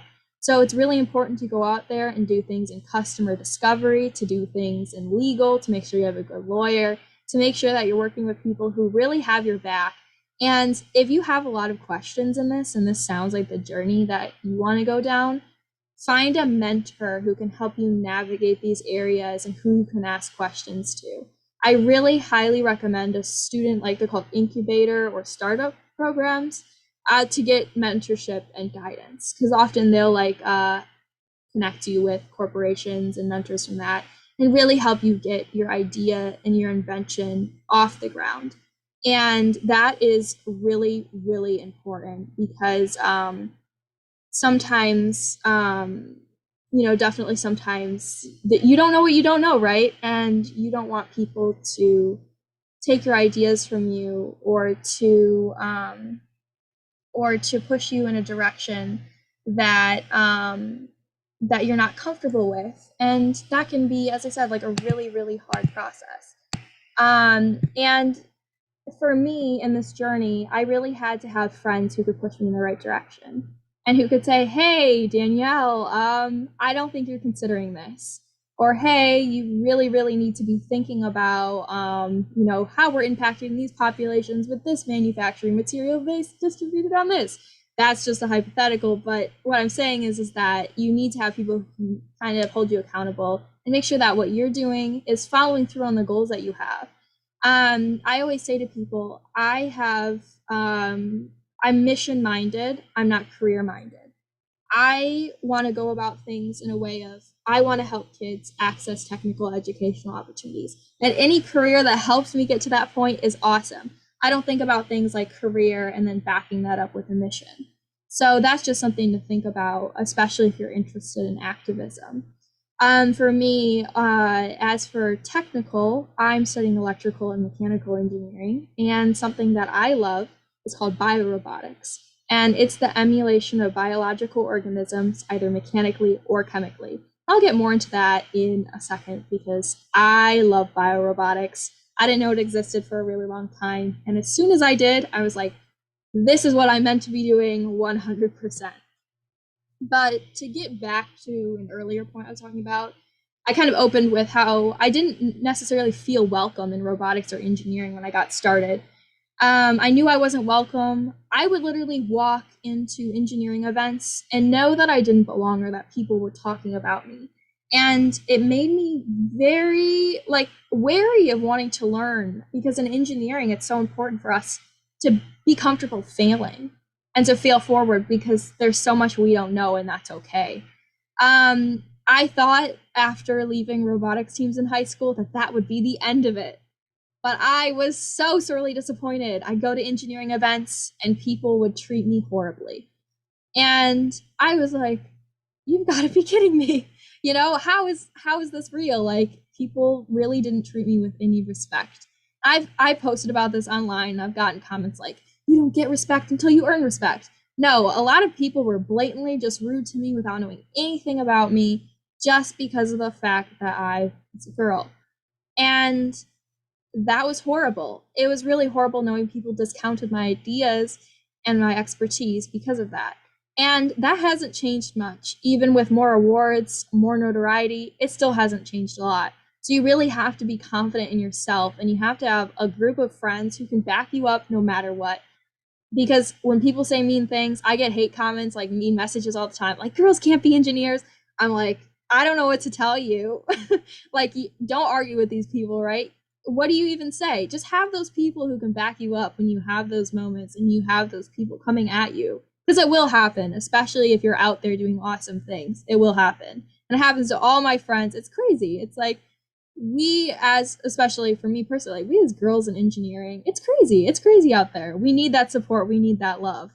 I share all of this though because many of us will have these experiences, especially if we don't look like everyone else or have the same background as everyone else. And there is such an amazing thing, and it's such a beauty in creating your own community And that could be an invention, that could be in entrepreneurship, that could be in STEM, that could be wherever you belong, right? And sometimes those communities aren't there readily for you, so you have to create them yourself. And for me, I found my community through ACES, which is the American Indian Science and Engineering Society. And if you're Native like me, I really recommend it. It is amazing. It has enabled me to feel at home and welcome because I go to these events and I know that people are going to have similar backgrounds to me and that I'm going to be welcome there. And it's really, really fun. You see little kids running around in spacesuits, and it's just the cutest thing, right? Also with engineering events, I started bringing my friends to them, and I started feeling so much more comfortable. People treated me differently when I brought like my friends around who are guys in engineering. I was treated so much differently. And if you have friends who are allies and who can stand with you no matter what, that is so, so important. And I really love that. Also, like, there's many associations out there like NSBE, the National Society of Black Engineers. There's so many places out there who can get you the support that you need to thrive. And that is so, so beautiful. There's something that my friend, her name is Alexandra Collins, she's a young environmental activist. She said something that stuck out to me, and it's not to be embarrassed. She said it in a speech once, and it stuck in my head. And it's basically like, pursue your learning no matter what. I totally pester people in the DMs of Instagram, like my favorite scientists and designers, and I just ask them questions. I ask them questions, I ask them questions, I ask them questions. The worst they can do is not answer them. I think it is so important to get out there and to get experience in what you want to be doing. You do not have to reinvent the wheel yourself. If you see people out there with a nonprofit and a similar idea to yours, collaborate. There's such beauty in collaboration, and there's such beauty in working with those who have been doing it for so much longer. For me, I gained a lot of my experience by founding and by mentoring robotics teams. I would spend a lot of time working with students and also building robots with the students. And I boosted up my technical skills. I helped put on events. I judged events. And through that and through years and years of that, I learned a lot. And it really prepared me to be able to start my organization. And I felt like I was getting off on the right foot to be able to help the students that I was working with. And it's really about putting yourself out there and putting yourself out there for opportunity, talking to people, being friendly, answering emails. I know for me, I really struggle answering emails, but it's about putting yourself out there and getting out of things what you want to get out of them, whether it be conferences, whether it be small talks, whether it be events in general. It's really important to put yourself out, even when sometimes you feel a little bit uncomfortable. I remember the first time I edited a video ever. It was seen by 10,000 people on a main stage of a conference I was doing with the founder of the robotics association that I had been volunteering for years. It's called First Robotics. That was the scariest thing ever. And on my way to the conference center that morning, I was thinking of ways to like faint or just flop over or any way that I could get out of it. And if I had said no, or if I had found a way to get out of it, I would have missed out on so many opportunities. I was so uncomfortable. I had my keywords changed around. I barely made it on stage. They messed up my makeup. It was a whole thing. But the point is, I got out there and I did it. Even though I felt so stressed out, I went out there and I did it. And there is so much beauty to just getting out there and doing things even when you don't always feel like you're ready, or even when you don't always feel like you're comfortable.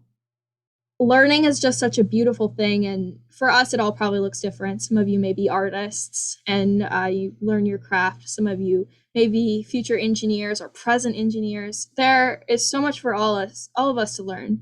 And I think life would be really, really boring if there wasn't some aspect to learning to our lives. And if there wasn't an aspect of sometimes stress and sometimes very nerve-wracking things, right? Obviously not constantly, but we need some of those things. And it has really changed my life because I used to be so scared of everything. I would be scared of doing presentations. I did like DECA in high school, and I did like the chairman's presentations and stuff in first, and I would cry beforehand, like straight up cry. I was so stressed. I was shaking like a chihuahua. Not cool at all. But I put myself out there, and now I don't do that anymore because I've practiced, right? And I don't know. I think it's really cool to know that you can improve at things, that you can learn, that you can grow, and finding ways to challenge yourself and to challenge those around you too. When I challenge myself, I also challenge my friends as well. I'm like, get out there and do things, you know? With a lot of my close friends, I'm like, why don't you feel qualified for that award? And then my friend's like, well, I haven't put in as many hours as da da da. No, just do it. Just try it. Why not? The worst thing they can do is tell you no. And I have that approach with sponsors and everything. I will send very bold emails asking for a lot of money, and people say yes. People say yes when you ask them. Not always, but the times that they do are the times that count, right? And the times that don't are the ones that help you build courage for the next time that you do. But I just think those are really awesome things to keep in mind. And even for me personally, as I mentioned before, I'm really interested in biorobotics. And a huge aspect to part of biorobotics is chemistry. And I used to do talk after talk after talk where I'd go out and say, I love biorobotics. I really suck at chemistry though. Because truth is, academically, I do suck at chemistry. And that's perfectly okay. Because I didn't realize until I gave myself a chance that I was able to invent things using chemistry. And I was able to create things using chemistry. And just because one thing in school didn't line up with my actual ability, like that's perfectly fine. I really discounted myself and I wasn't open to that learning. And I thought I was bad at it, but I didn't give myself a chance, a fair chance to learn. And that's what I really hope you walk away with in this is that there is just so much power in learning and there's so much power in putting yourself out there and creating things and building things. And obviously we can have some technical snags, whether it be, really stressful, working with your university or, things like that, but it's totally worth it. And so that's what I just wanted you all to walk away with. So thank you for having me and feel free to ask any questions. I'm happy to answer them all, technical or not. All right, great. Let's proceed to the Q&A section of this seminar then. Just the first one, do you hand draw all your graphics for your pitch deck and or coloring books? I love that question. Yes, I have my drawing pads right over there. I hand draw them into my computer. I don't know if people count that as hand drawing, but yeah, I hand draw it, fill it out, all that. The goal behind that is so that my students can see characters that look like them. And I have that art all over my workshop. All right, great. Next one, someone is interested in participating in a pitch competition and would like to ask you, what do you think makes a pitch stand out to investors or funders? A really good story. They want to be able to see that you are passionate about your work. And something that they ask a lot in pitches or in competitions in general is, why are you uniquely delivered or uniquely positioned to deliver your solution? And so you really have to think about, why am I doing this? What's my story behind it? Have a good story. That's more important, honestly, than the data, is having that reason, that personal reason, and something that sticks out in their mind. Even if it's a technical presentation to people in finance, they still have families at home. They have kids. They want to hear your personal story. Well, really insightful advice. Next question, I think a lot of us would like to know the answer to this one. How do you manage your time between your nonprofit, your speaking engagement, and all your other commitments?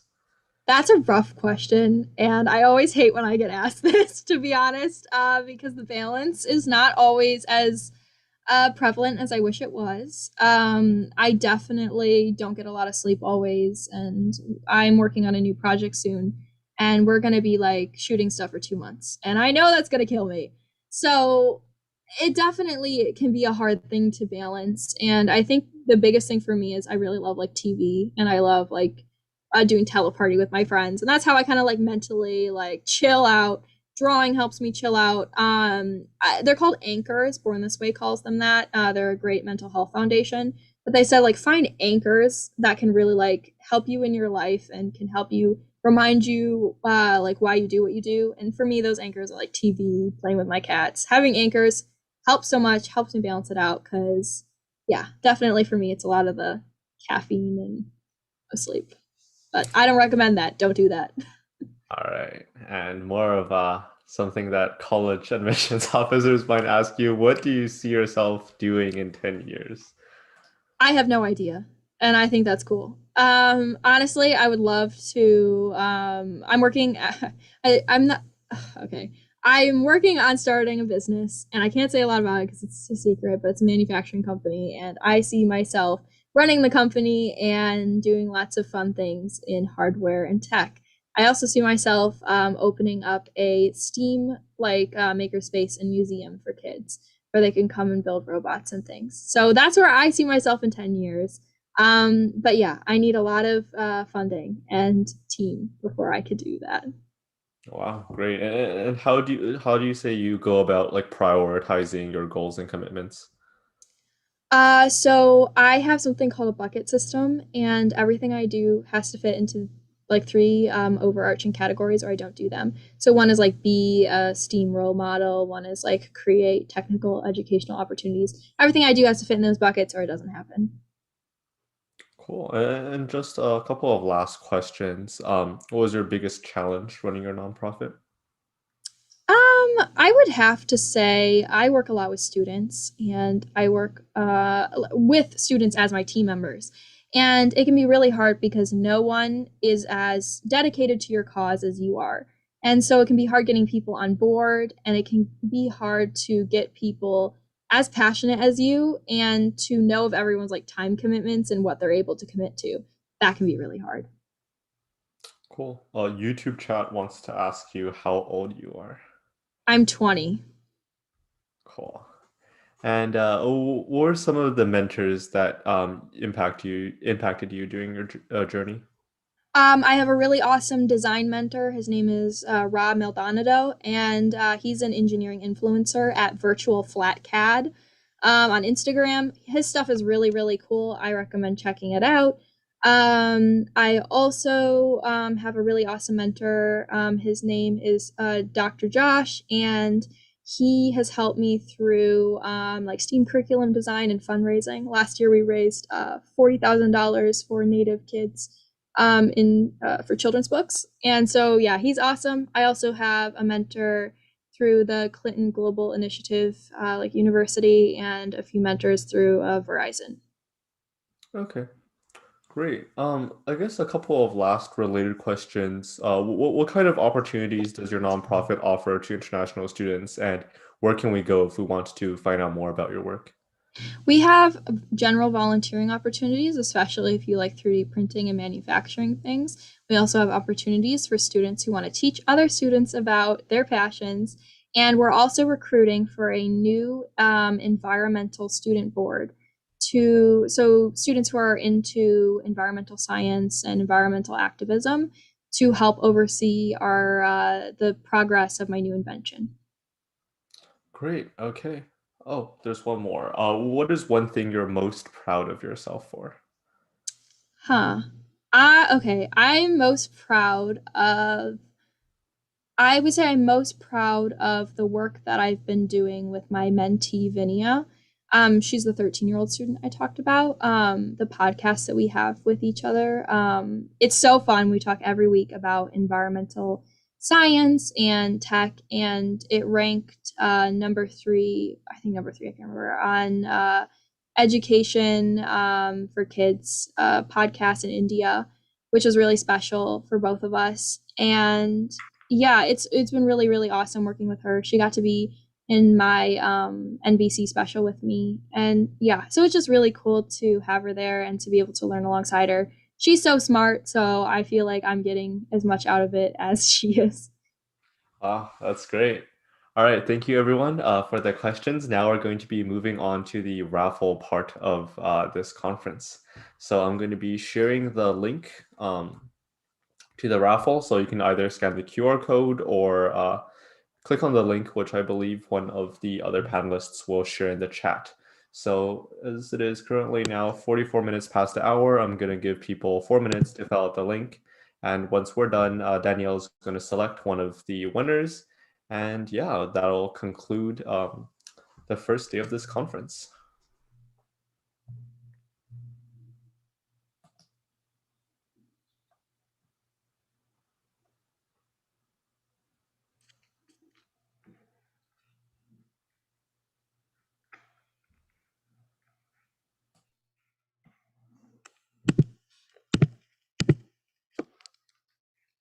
Yeah, so Matthew has just shared the link in the chat. So we're going to be coming back in around 4 minutes time to pick out the winner.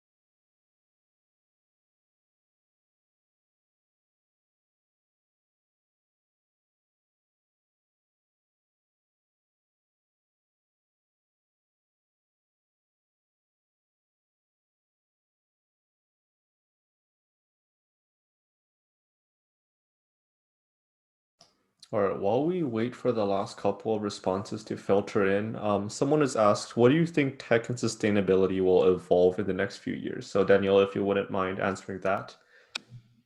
That is an awesome question. I really recommend, by the way, checking out what the nonprofit Earth Hacks is doing regarding sustainability in tech. They're actually developing a blueprint that we're working on with them on this, on like metrics of sustainability in tech, climate change, robots, things like that. It can be, it's really hard to know where things will go because often it feels like no one's listening, especially in environmental activism. And working with large corps and stuff, you just often hear them say like, oh, in the next, in 2025, we'll have this done. And especially in tech. And I feel like a lot of people don't always see the relationship that sustainability and tech have with each other. And even in things like green cars, stuff like that, like a lot of stuff isn't as green as we think it is. So for me personally, I just want to see consumers be more responsible and to understand more of what's going on and hold corporations accountable for the decisions that they're making, especially in regards to packaging, what they're manufacturing tech with, what's going on exactly, because there's a lot of unknowns and there aren't a lot of metrics that we can apply to everything. If you're interested in learning more about this specifically, a lot of universities have information on sustainability purchasing and what they do and their metrics. And so I really recommend checking that out. As for the future is unknown. I'm just hopeful that people make the right decisions that need to be made. Great. If you could just select a number, Danielle. I sent it in the panelist chat. Do I say it out loud? I think you just type it to me directly, and then that'll conclude the conference for today. Okay, perfect. Thank you so much, everyone. All right. Okay, so Danielle has selected the number, and the winner will be announced during the closing ceremony of the conference. So be sure to come back tomorrow for the business of being a writer, along with a couple of other amazing seminars. So that'll be it for today's meeting. Thank you, everyone.